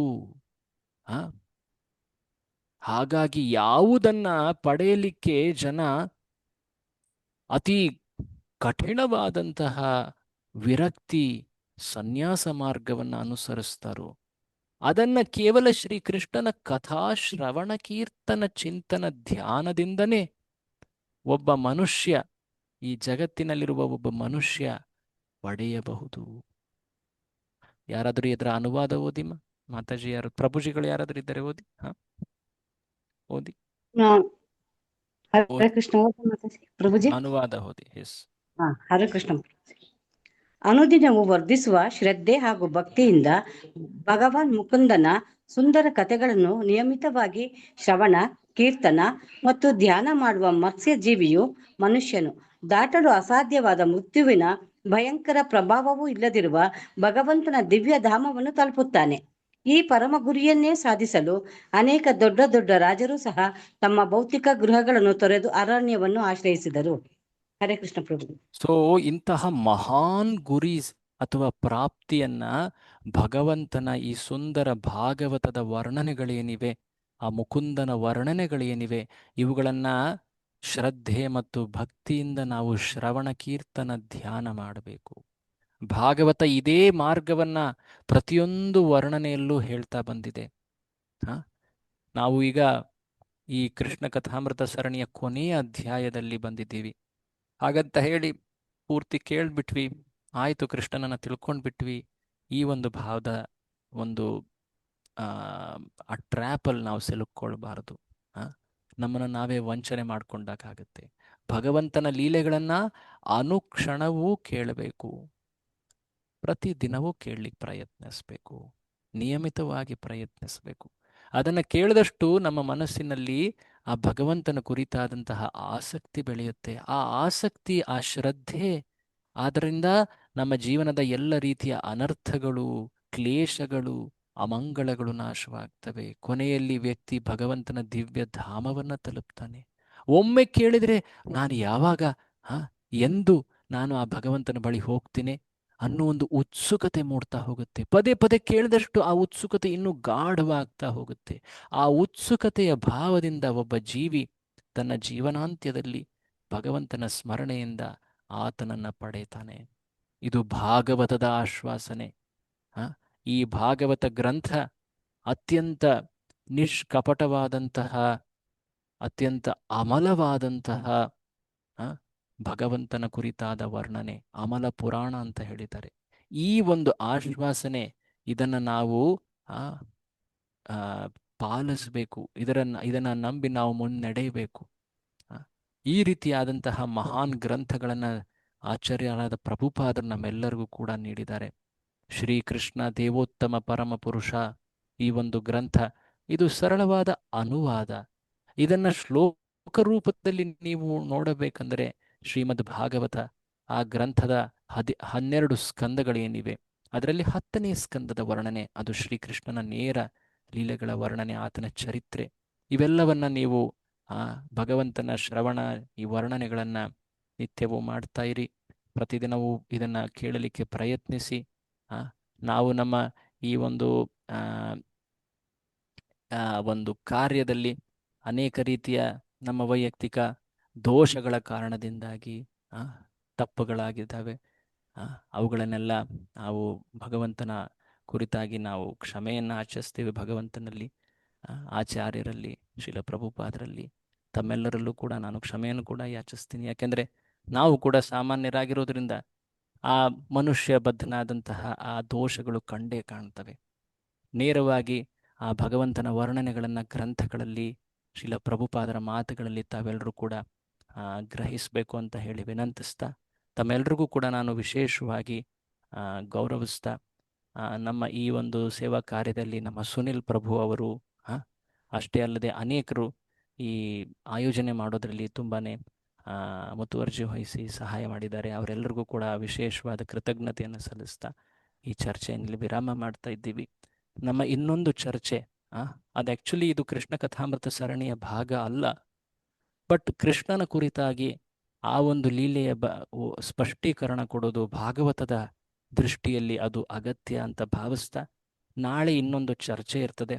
ಶ್ರೀಕೃಷ್ಣನ ಆತನ ಲೀಲೆಯ ಅಂತ್ಯ ಹೇಗಾಯಿತು, ಅದರ ಹಿಂದಿರುವಂತಹ ಕಾರಣಗಳೇನು, ಅದರ ಕುರಿತಾದಂತಹ ಸರಿಯಾದ ಅರ್ಥ ಭಾಗವತ ಹೇಗೆ ತಿಳಿಸ್ಕೊಡುತ್ತೆ ಅನ್ನೋದನ್ನು ನಾವು ಆ ಕೊನೆಯ ಚರ್ಚೆಯಲ್ಲಿ ನೋಡೋಣ. ಅದಕ್ಕೆ ಮೌಷಲ ಲೀಲೆ ಅಂತ ಹೇಳ್ತಾರೆ. ಅದನ್ನು ಚರ್ಚಿಸಲಿಕ್ಕೆ ಮುಂದಿನ ಒಂದು ಕೊನೆಯ ತರಗತಿ ನಾಳೆ ಅದನ್ನು ಪ್ರಯತ್ನಿಸೋಣ ಅಂತ ಹೇಳ್ತಾ ಈ ಚರ್ಚೆಯನ್ನು ನಾನಿಲ್ಲಿ ವಿರಾಮ ಮಾಡ್ತಾ ಇದ್ದೀನಿ. ತಮ್ಮೆಲ್ಲರಿಗೂ ಧನ್ಯವಾದ. ಶ್ರೀಲ ಪ್ರಭುಪಾದರಿಗೆ ಜೈ.